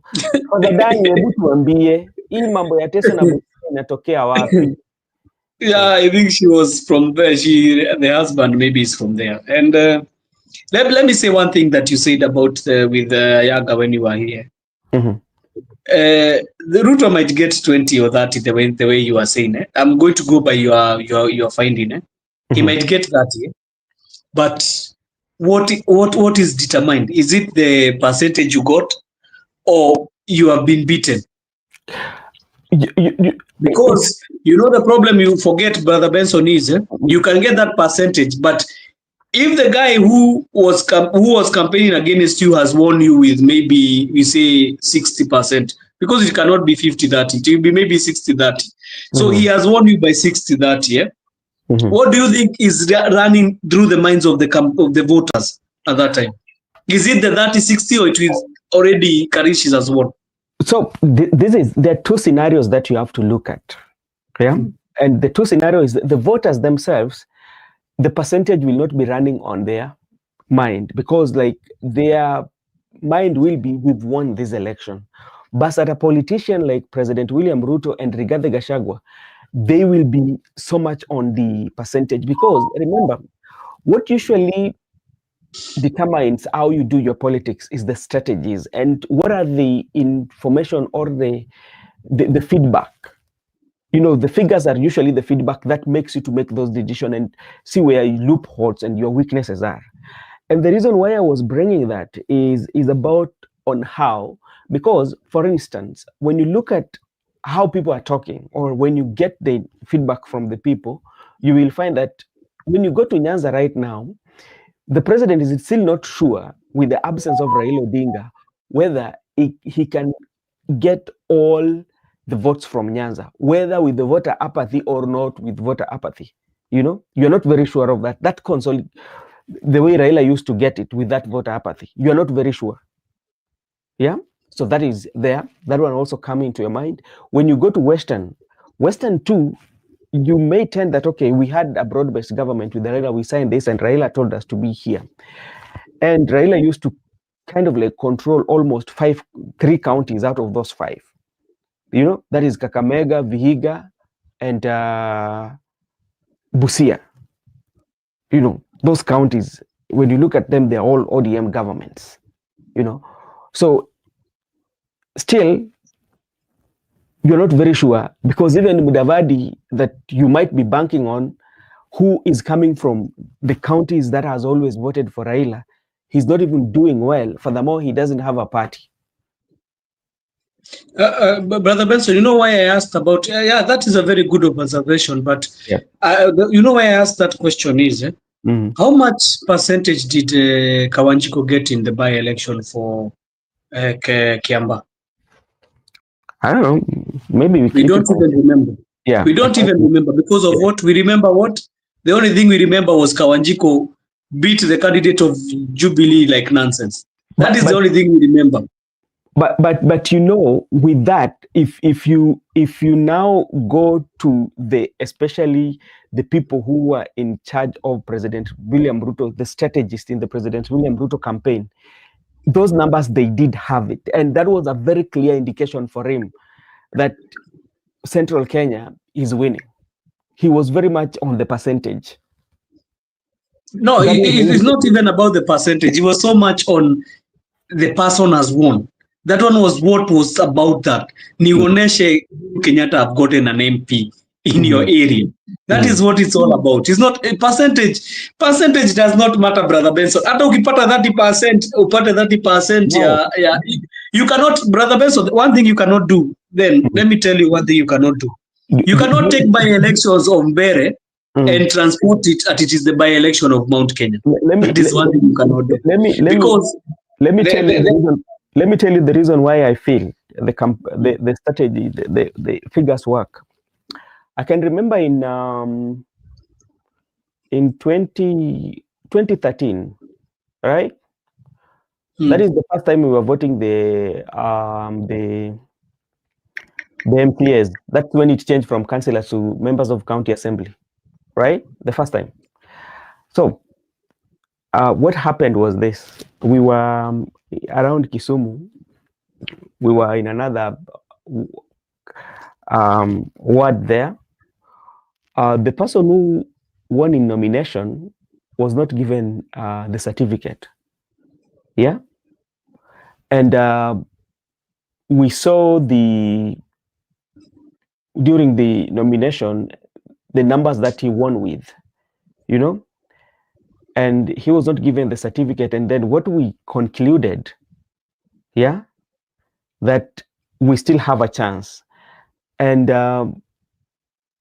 what made us to believe we still have a chance, because we were looking at the areas that were densely people registered that voted for him.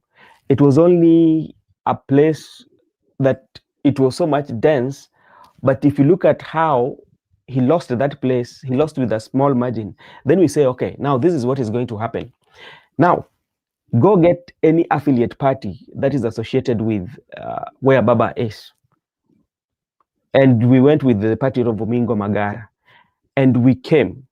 And since we knew where our strengths were, we concentrated on our weakest, where we were weak. With one of the things that we used one, the propaganda, and secondly, we used the indoors. That you find that there were a group of people that you know, those false promises, especially when it comes to politics, yeah. But there's also those real people who are in those areas that what you are going to do. And I tell you, out of those percentage, if you look at our mapping, what we got on the nomination was reflected on the election. So percentage will always assist you on how to make the decision. And when you look at the election that is coming, for instance, that the people talk, because like people talk, and we know where people are saying that how president is unpopular. Yeah. So what will happen? The president will not go for the highest vote, but the president will tend to look at how to collect smaller portions of those votes. By the time you realize that, you will find that he has numbers. Let me disagree with you, Brother Benson. Yeah. And I'm disagreeing with you and Ayaga. You know, in Kiamba, Kawanjiko got how many votes? 21,733. 21,700. Yeah? Kawanjiko. Translated to what percentage? No, let me give you the figures first, then you tell me how much percentage. Yeah. You know, Karidinjama got how much? Kawanjiko got 21,773. You have written it down. 773. Do you know how many votes Karidinjama got? Yeah? 21,000? 773. 773? 773. Yeah, 773. Do you know how many votes Karidinjama got? Njama got? 21,263. 21,000? 263. 21,263. Yeah, so how many votes did he leave him with? Around 500. Only 500 votes. 500. And you know, Kiamba is in Kiambu. Yes. Kiamba is in Kiambu, but in the national election, the national election, the percentage that Raila got, you told me he never got even 30%. Do you remember? You told me that yourself. You told me. That's why I told you. I came here. I told you one thing. You cannot take Mbere as a place of getting to know how many votes Ruto is going to get in 2027, because it's not a real reflection of what is happening in the ground. There is so much things that is happening in the ground. Not only that is Mbere. I told you that one you can take it as Mount Kenya. Mount Kenya East can deal in certain numbers of vote, because them, they are not too much hard on like the way Mount Kenya West politics is. So that's why I was saying you cannot. That's why I was saying Ayaga, you cannot really know in terms of by-elections, because if you look at that by-election, you cannot know the numbers in terms of by-election. That was a by-election that was in Kiambu. It means the people are 50-50. So when you look at this, 50-50. When you look at this, and you look at, when you compare it with all counties going towards the election of 2022, which counties at least gave Raila a vote? I think the only place that Raila got a vote too much was only in, and even they don't say it is too much because they are compiling it. They are compiling the votes. They were compiling the votes in Mount Kenya, all of them. And the problem is Kiambu is cosmopolitan. Kiambu, you look at the areas like Udhiru. Udhiru, so many people are staying there. It's cosmopolitan. That region is cosmopolitan, most of the. But if you look the areas like Nyeri, Brother Benson, how many votes was Raila getting? Okay, all right. Almost 10%. You see, 10%. So let us not talk about 2022 elections. We are going to talk about 2027. Okay. I'm telling you, 2022 people did not have any makasiriko with Raila. That are just politics which are played. Right now, Mount Kenya people are angry with William Ruto. All right. So how do you think it's going to reflect in the ballot? I think even some cases you'll be seeing William Ruto getting 5%. Okay, thank you. Because first in the West, I'm telling you, I understand. You see the West? The West, I'm talking about Nyeri. I'm talking about Moranga. I'm talking about which other constituency? Kiambu. And and also we are going to take parts of Nyahururu, because we are going to call them from this side, no? Yep. So those sides are very delicate. Those sides. Parts of Embu, Meru. Even if you go and look at the election for 2022, Raila got vote from Meru. Yeah, Meru was doing good for Raila. Yeah. But now the problem is, how many votes can Meru bring that can be able to challenge the votes in Mount Kenya East? That is the problem. How many votes will the Mount Kenya East challenge with the Mount Kenya West? So that's really the issue. That's really the issue. And that's really because if you look at a constituency like Mbere, Ruiru constituency is 2 times Mbere. So it's a bigger issue. That's why I told you cannot take perception with the 30. Ruto cannot take this. Even him, he knows in his head. Even if I say 30, the thing that we remember, I've taken you to Kiamba by election, so that I ask you. You don't even remember how many percentage the candidate got, because what we were interested in is Kawanjiku winning. You know what that perception brought? You know what perception brought for Kawanjiku winning? Some people, they could have voted for Uhuru at that time from Kiamba. But that perception of Kawanjiku has won. It took everything off the block. People saw now Ruto has come in now. Ruto is going to win these elections in Mount Kenya. So it took. That's why I'm telling you, if that is going to be the perception, the DP candidate will win even 2027. The people who are supposed to campaign now, it will be campaign mode. Watu watakuwa kisema king. Watu watakuwa kiongea kuhusu. Let me tell you, after the by election, I got 50%, 30%. No, it will be all about Deputy Rigathi Gachagua is the kingpin of the mountain. That will be the topic. I don't want to be kingpin. It will not be at 30 or 50. it will be about who has won the election and who. Yes, the percentage itakuwa mzuri. It can help Ruto to gauge, but you cannot gauge within only one county. How we are one constituency. You cannot gauge a full election with one constituency. And the problem is that constituency, the one in the west, you have taken out everybody. You're taking them out. So how do you think they are feeling? So you cannot gauge with the whole of Mount Kenya with one better constituency, but you can gauge Mount Kenya East. You can gauge Mount Kenya East. You can gauge, but you cannot gauge the other West.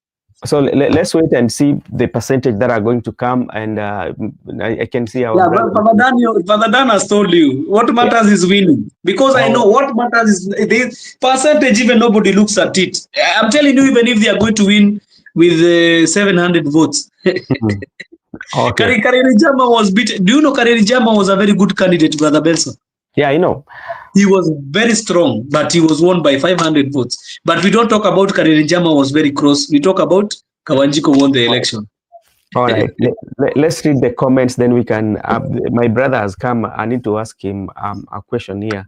Nafikiri mko 90% kwa kutusaidia, so be in every day, and to our brothers and sisters, make sure anyone with picture of Githinji of is or on a billboard vote, then vote them out. Okay, that is what matters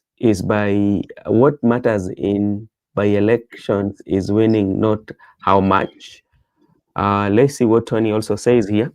Ben, usichanganyikiwe please. Which numbers can he have? Please be serious, my bro. Ruto anajipanga na kasokon what the IBC.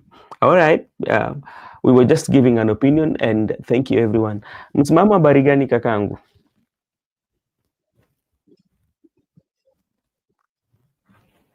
Yeah. Safi. Okay sana. Hebu nikuulize swali. Swali ambayo labda tunauliza hapa ni IBC. Joseph, mute kidogo.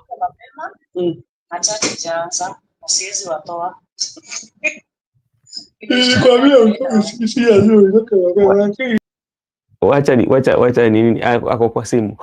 So ndugu yangu, we maoni yako vipi ukiona haya ambayo yanatokea? Kuna pesa ambayo inatumika mingi sana, na pia tunaona kwamba kuna vurugu ambao inafanywa na wanasiasa. Vile vile tunaona wale ambao wameajiriwa na serikali ambao sheria inasema kwamba wawezi kuwa watu ambao wanapiga siasa, wako pale wanapiga siasa.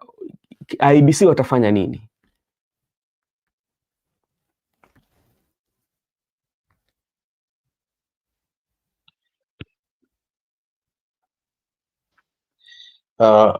Sijalipata vyema hili swali kaka. Okay. Wacha tena nikuulize. Mimi nataka kusikia maoni yako sana sana kutoka IBC. Wanaweza kufanya jambo lipi lenye inaweza kuwa la busara kwa watu ambao watapiga kura, ama kwa maeneo ambao labda tumeona kwamba vurugu vimetokea kama pale Kabuchai? Hiyo ni la kwanza. La pili, tunaona kwamba pesa ambazo zinatumika sana sana na wale ambao wanaegemea upande wa serikali wanakuja pale na pesa ambao imezidi kiwango ambacho sheria kimeweka, na vile vile wale ambao bado tuko wa serikali ambao sheria haijawaruhusu kukua katika siasa ama kupiga kampeni, lakini hao bado wanaendelea tu. Sasa IBC itafanya ni iwawache tu ama wachukue hatua? Kwanza tuangalie kwamba IBC yenyewe kwanza imefumua kinamna gani, imetengenezwa kinamna gani. Kisha tuangalie kwamba kivyo vyote vile, unajua siku zote likupigalo limekufunza. Na huwa mara nyingi huku kwetu Pwani tunasema kosa la mwaka huu ni marekebisho ya mwakani, yani ya mwaka unaofuata. So tuangalie mizizi na misingi ya IBC kivyo vyote vile, tuishi kama wananchi, tusiweke matumaini pale kwamba watafuata sheria, kwa sababu wale wamewaeka wako juu ya sheria. So tumi sitaki tuweke sana matumaini sana makubwa pale, kwamba labda tunao watasimama na mwananchi dhidi ya huyu Nduli ambaye anamwaga hela kila mahali. So kwangu let's not build that trust. So yani ile kwamba tuna matumaini makubwa na IEBC kwa sababu kutokana na misingi yake na jinsi ilivyotengenezwa. Pili, hii ya pesa ingekuwa pengine ni hawa opposition, basi ungeona sheria inatumika visivyo, kwamba pesa zinatumika zimezidi kiwango, lakini wanaotumia hizi pesa kuzimwaga ni wale ambao wametoka kwa serikali. Kwa hivyo kwetu kwamba hiyo ni ngumu sana IEBC kuweza kuchukua maamuzi, kimtazamo wangu, dhidi ya hawa ambao wanamwaga hela kiholela. Na hiyo itakuwa ni ishara wazi kwamba IEBC tayari imetekwa kimpango. Unaona, ipo kwa ajili yao. Unajua taifa letu lilivyo, hasa masuala ikifikana masuala na siasa na uchaguzi. But tuangalie tu jicho letu kubwa zaidi upande wa mwananchi. Je, mwananchi yuko wapi? Yuko kwa kasongo ama yuko pale ambapo anaona kwamba anahitaji mageuzi ili apate kupumzishwa huu mzigo? So to me naweza nikasema asilimia kubwa mwananchi yuko kivyake, si huku ambako ni mahali kwa pesa kama zamani. Kama zamani kwamba labda pesa italiwa, lakini mwananchi yeye tayari mitazamo yake ni ishara wazi, anaonyesha haswa wapi ameelekea. Kwa hivyo hilo tunaweza kulijibu kwamba matumaini kwa IEBC tusiweke sana vile kwamba wanaweza fanya maamuzi ambayo yatakuwa na tija kutokana na jinsi walivyowekwa pale, kiurafiki nini, sometimes jinsi ambavyo imefanywa haya mambo haraka. Ukiangalia kwamba tusijaze sana matumaini pale, but wana haki kama Wakenya kikatiba kuweza kustopisha hili. Labda pengine sasa wajigundue kwamba hili taifa ni kubwa kuliko sisi IEBC, na Wakenya wana matumaini makubwa kwetu. Kwa hivyo itakuwa si vyema kwamba tutakuwa hatujawatendea haki ya kikatiba, unaona. So labda warudi katika hiyo hali, basi watakuwa sawasawa na sisi. Lakini kama ni ile kwamba nguvu imetoka mahali fulani, law from above, nini naweza ingaiweka katika hiyo hali kwamba kuna nguvu inatoka mahali ingine, basi itakuwa ngumu. Hawa watamwaga pesa, lakini kufikia sasa hivi hata hiyo pesa pia bado inawapa kizungumkuti, kwa sababu pesa inamwagika nyingi, na ukitazama bado wananchi hawajashawishika kama vile mwanzo. Hususu hasa wananchi haswa jenzia hawajashawishika, wananchi hawajashawishika. Wale wanaofanya kazi katika nyadhifa za umma, kwa mfano kama walimu na wale wanaokatwa mishahara, pia nao hawajazidishwa kabisa. So ni kwamba hakuna vile ambavyo huyu kiongozi wetu haswa anaweza tegemea IEBC, kwamba yeye tegemea lako liko kwa IEBC, lakini Wakenya pia sisi nasi hatuko pale zaidi. Na unajua swala kubwa ni kuwa sana huwa tunazungumza ama tunazungumzia sana wananchi, ambapo labda tuseme tuko wapi ama tuelekee vipi, na unapata kwamba hawa wananchi ndio bado unapata kwamba hawa maviongozi bado wanawatumia ama wanawapotosha. Unapata bado wanazidi tu kufanya uamuzi ambao wamekuwa wakifanya kila wakati. Na ni swali ambao mimi nimekuwa nikiuliza mara mingi, ni siku gani labda mwananchi wa kawaida atakuja kutumia fikra zake vizuri na atoe uamuzi ambayo iko na faida na tija kwake. Asante kaka Ben. Wewe una nafasi yako peke yako kivyako, mahali umetoka. Sote tukiwa mijini, lakini tuna nyumbani ambako tumetoka, tumezaliwa kwa mababu zetu. Na huko ndiko ambako kumelengwa zaidi. Kwa sababu kuna wale ambao kwanza kuweza kuaccess chombo kama hiki, kufuatilia haya tunayozungumza, kwao ni ndoto. Hata wengine pia pengine hata kuangalia runinga inakuwa ni mara moja kwa mwaka. Unaelewa? So hao ndo wanaotumika kupelekewa hiki chambo cha hela, kisha mwisho wa siku wanajipata ndoana, washakamatwa na ndoana.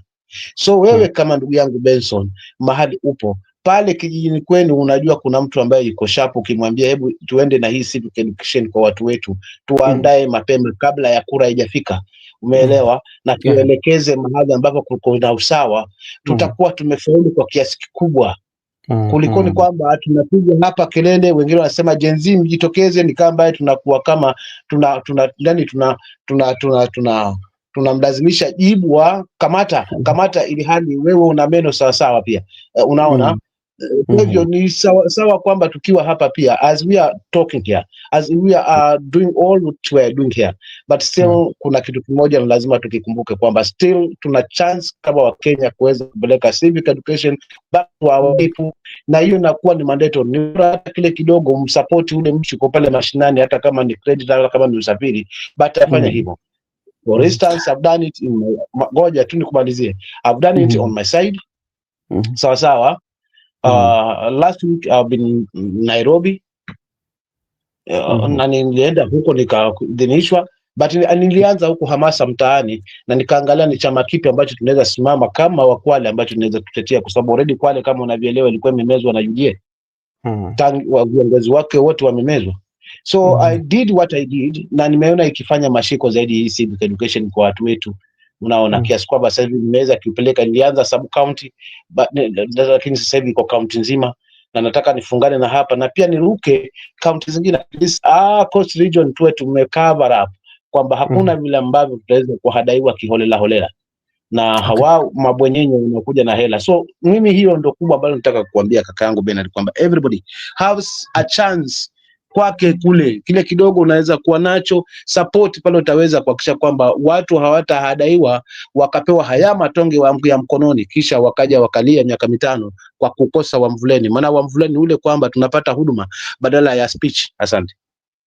Okay, asante sana. Na unajua hata mimi pia kuna yale ambayo mimi nafanya ili kuongea na wananchi, niwaambie uongozi bora na jinsi wanafaa wa makinike na wafanye uamuzi.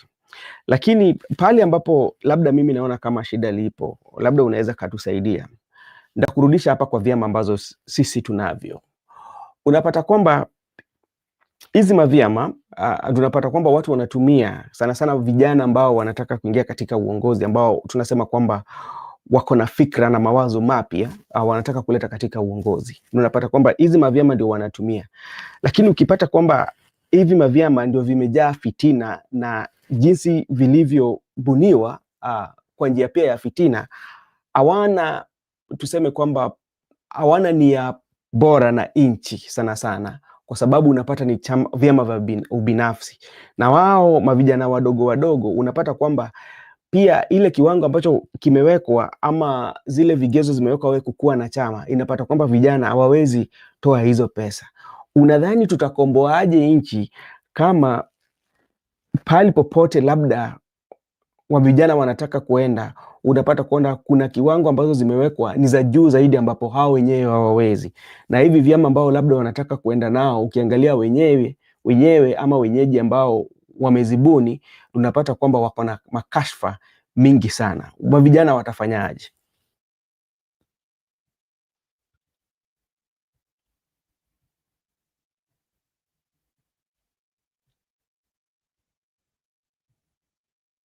Nimempoteza kakangu. Pole, nimekuwa muted. Okay, sasa nadhani nakupata vizuri kaka. Nadhani kaka, hebu tuangalie kwanza kabla tufanye maamuzi, tuangalie kwanza tutathmini party leaders with their track records. Maana kila chama kiko na party leader wake. Tuanzie hapo katika uongozi hapo juu. Alright? Yeah. Then tuwapime kwamba katika masuala la corruption. Alright? Tuwapime katika swala la kuhakikisha kwamba katiba ya nchi inafuatwa kikamilifu kwa manufaa ya mwananchi. Lakini vile vile pia wana ile kwamba wanaamini kwamba hii nchi ya sheria na haki lazima itembee, kwa hivyo ni watetezi wa haki, wanasimama na haki. I hope katika hawa party leaders wapo ambao hawako, hatujawasikia sana katika masuala na corruption. Hawaachi ndio mapungufu, kwa sababu hakuna mwanadamu ambaye hana mapungufu kaka yangu Ben.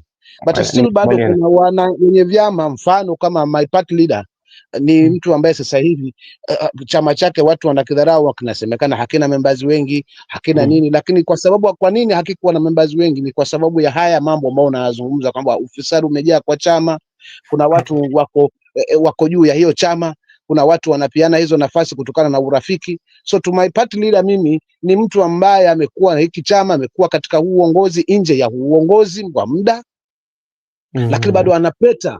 In fact sasa hivi kama Mungu angejalia kwamba wapate ushindi 2022, basi sasa hivi angekuwa ndio rais. So hiki ndio chama tunafaa kukijenga, kwa sababu ni kipya. Uongozi utakuwa uongozi ni wetu sisi wenye nia swafi, ushaona. Kwa hivyo si wote ambao, kaka yangu, si vyama vyote ambavyo tunakosa hapa Kenya, but kuna kule kuangalia umaarufu hiki chama kwanza ana watu wangapi, kwao anapendwa kinamna gani, mbona hiki chama hakina hivi, badala ya sisi wananchi kujenga chama kwa kutokana na yule kiongozi mwenyewe wa chama mahali amesimama. Kwa hivyo kaka yangu, mimi naweza nikakukaribisha kwa PLP, kwa sababu naona katika hivyo vyama vyote huyo ndio party leader ambaye tunataka nitoboe jipu. Okay, leo nimekupata kabisa leo. Sasa ukiniambia kwamba hawa party leader tuongelee kwa PLP, wacha wengi tuingie hapo tuone kama tunaweza saidika katika haya masuala ambayo tunayazungumza hapa na ufisadi ndani ya chama. Asante. Okay, asante sana. Unajua mimi kitu ambacho wewe ninifurahisha katika mazungumzo hao tunakuwa nayo, mara mingi unapata kwamba unapata tu mgeni anapiga upato chama chake, alafu utajua kumbe huyu yuko pande ipi na ipi. Ni vizuri. Ni kwa kweli ni kiongozi ambao mimi namuenzi sana kulingana na msimamo zake ambazo yeye anachukua, hata kauli ambazo anachukua ni kauli za kipekee. Unajua kitu ambacho labda ukiangalia katika maviongozi ambao sisi tunazo ama tupo nao, ni kwamba wengine hawana msimamo. Ni wale ambao wanajipendekeza hao wenyewe, ambapo ikikuja kitu ambacho haimfaidi sana atafuatilia, ataangalia kitu ambacho kinamfaidisha, ndio sasa atasema lakini yeye mimi naye namkubali, na hata siku moja tukipata nafasi tunaweza kuwa naye na mazungumzo, kwa sababu kitu ambacho mimi naona kama tunakosa katika nchi yetu, si vyama, si kitu, lakini ni uongozi. Yule mtu ambaye ako na mafikra na mawazo mzuri kwa nchi, yule mtu ambaye anaelewa changamoto ambao wananchi wanapitia ama anaelewa wananchi wake, na yule mtu ambaye anaweza chukua uamuzi ambao itakuwa ni bora, hata kama ni uamuzi ambao haitakuwa inakubalika na wengi, lakini manufaa yake inaweza kuja si tu kwa saizi, lakini baada ya muda yani mrefu. Ndio kiongozi ambao tunataka. Mr. Joseph bado yuko hapa kakangu? Mimi nafurahia tu nikisikia mambo ya PLP. Bwana Dana anasema PLP hatujingo. Brother bwana. Lakini kila mtu ako na uhuru wa kujoin ile chama anataka. Lakini kwa wale huyo mama anaitwa Achani amewakalia sana bwana. Huko kutakuwa kunoma sana, lakini shikilia mimi ndio shuhuda wa kweli, hata usiwahadai wa Kenya hapa. Yeye pia naye roho mkononi, kwa sababu mbinu anazotumia ni zile za baba yake wa kisiasa. But ukumbuke kwamba tusiangalie yeye tu, tuangalie huyu mwananchi. Kama mimi msimamo niko hapa, yuko wapi? Umenielewa? So hii sauti imebeba wananchi, haijabeba Achani. Tuangalie mwisho wa siku tutaona mbivu na mbichi, mjomba. Lakini Achani amejikalia yeye mwenyewe na mbinu zake wanazozitumia za baba yake wa kisiasa ambazo zimegonga mwamba. Asante.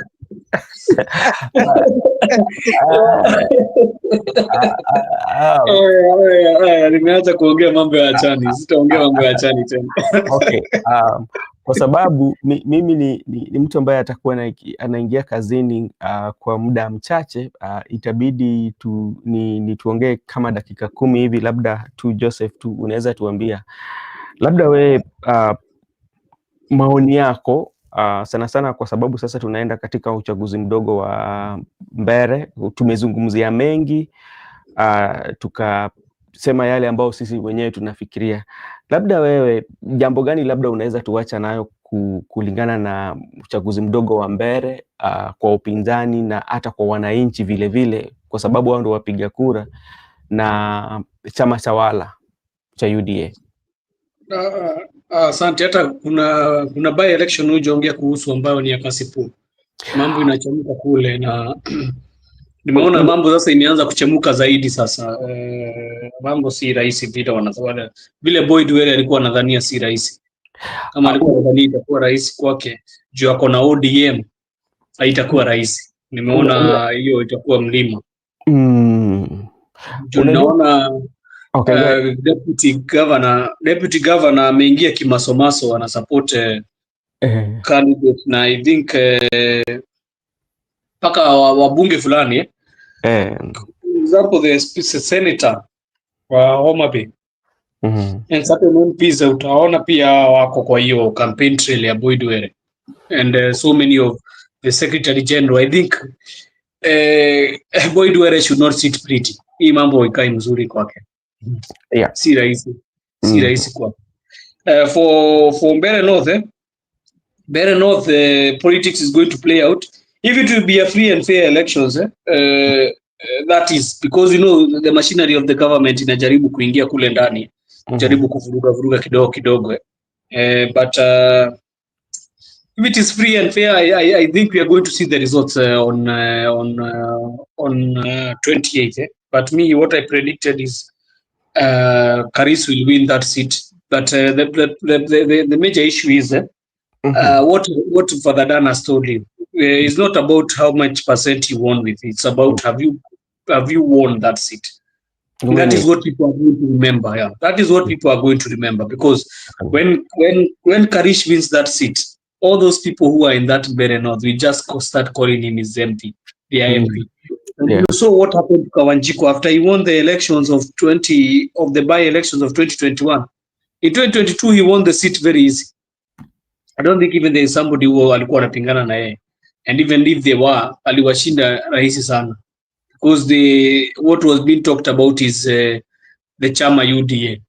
So I think pia Gachagua decided not to kusimamisha mgombea wa DCP was also another advantage, because we also have a candidate in Mbeere from TSP. Yeah, Moses Kuria. And you don't talk about him. Why don't we talk about him? They are not many contenders. It's a two-horse race, so that's why we removed the candidate from there. So we don't know even the candidate of Moses Kuria if he's there to spoil the votes or if he's there to, and I don't know. So this is just it. Where we are going to see the best thing is we don't need to wait like 2027 elections at Tasema. We are going to wait. This one is only 4 days. We are going to be here. We are going to see what will happen. Right. But I prophesied something here. I told you what I prophesied is after these by-elections, you are going to see the cabinet reshuffle. You are going to see parliament reshuffles. You are going to see.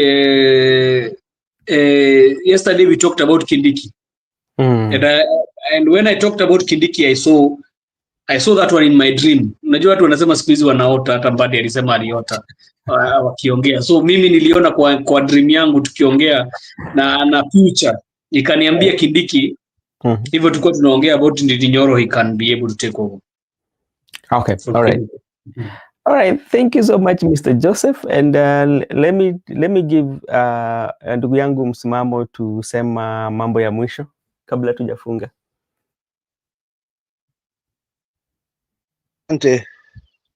Asante ndugu yangu Ben, asante ndugu yangu Ben na kaka yangu hapa Joseph.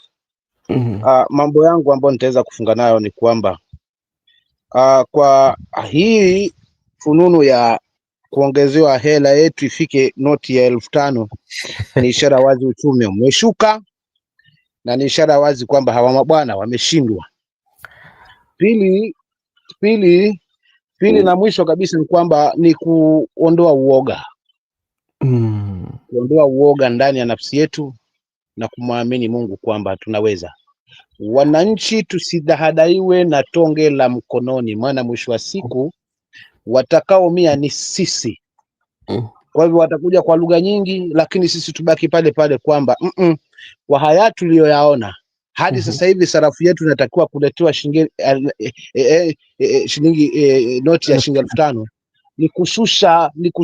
ni kushusha thamani ya hela na ni kuonyesha kuanguka kwa uchumi pakubwa. Amerika mpaka sasa hivi bado ni dola, ina miaka karibu ni karne, bado ni dola. Tusijaona noti nyingine ya dola 200, dola 3,000, dola 2,000 na imedominate hapo. So kwa ishara hii ya kutaka kuongeza noti ifika 5,000 ni ishara wazi kwamba hawa mabwana wameshindwa, na njia moja hapo tu ni kuungana na sisi kufanya nini? Kuwaondoa 2027 kwa kishindo. Hilo tu mimi ndio langu ambalo nitafunga nao, lakini tusiogope haya mawimbi, tusiogope vitisho, wala tusiogope kufanya kile ambacho kinatija, haswa mashinani kule ambako ndo ni walengwa zaidi. Hao ndo ni walengwa zaidi. Huku mijini sina tatizo, lakini haswa huko mashinani ambako kila dhiki mwananchi anapitia huko. Kwa hivyo ni haraka kushawishika.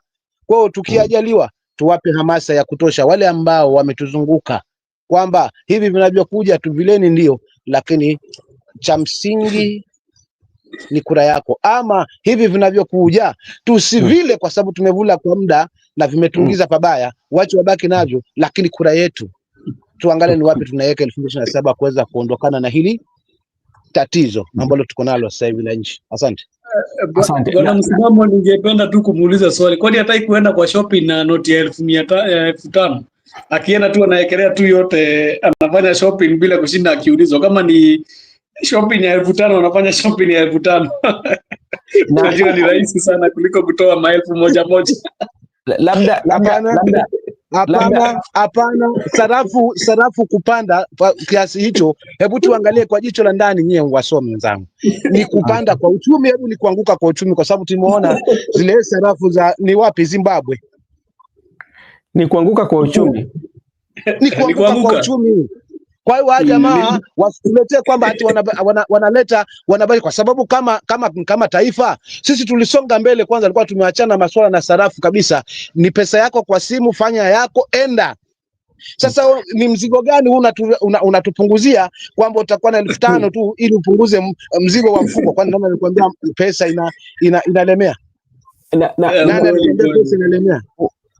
Unajua hiyo pati inanipatia swali, kwa sababu karne ambao tuko saizi ni karne ambao tunaona kwamba tunapatiana teknolojia nafasi sana sana. Ukiangalia nchi yetu unapata kwamba mara mingi sisi tunatumia sana sana huduma ya Safaricom kufanya ununuzi. Unapata kwamba ni watu wachache ndio wanatumia pesa taslim au sarafu taslim. Mara mingi imekuwa ni njia ya kiteknolojia. Sasa ukituletea hiyo itatusaidia nini? Hiyo ni jambo ya kwanza. Jambo la pili ni kwamba nilikuwa nimesikia tu hiyo fununu, lakini unajua ndio umeileta. Lakini nilikuwa naona kwamba walikuwa nasema kwa hiyo fununu, walikuwa nasema tu kwamba ile picha ambayo itakuwepo pale ni ya Mheshimiwa Raila Odinga. Sasa swali ni je, inawekwa hapo kumheshimisha ama inawekwa hapo tu kwa minajili ya siasa ya kushawishi wengine kwamba amefanya, kwamba sasa wale watu ambao walikuwa wanampenda zaidi wataona kwamba kufanya jambo la maana? Hiyo ndio swali. Ndugu yangu Ben, wakufa hafichi uchi, wakufa hafichi uchi.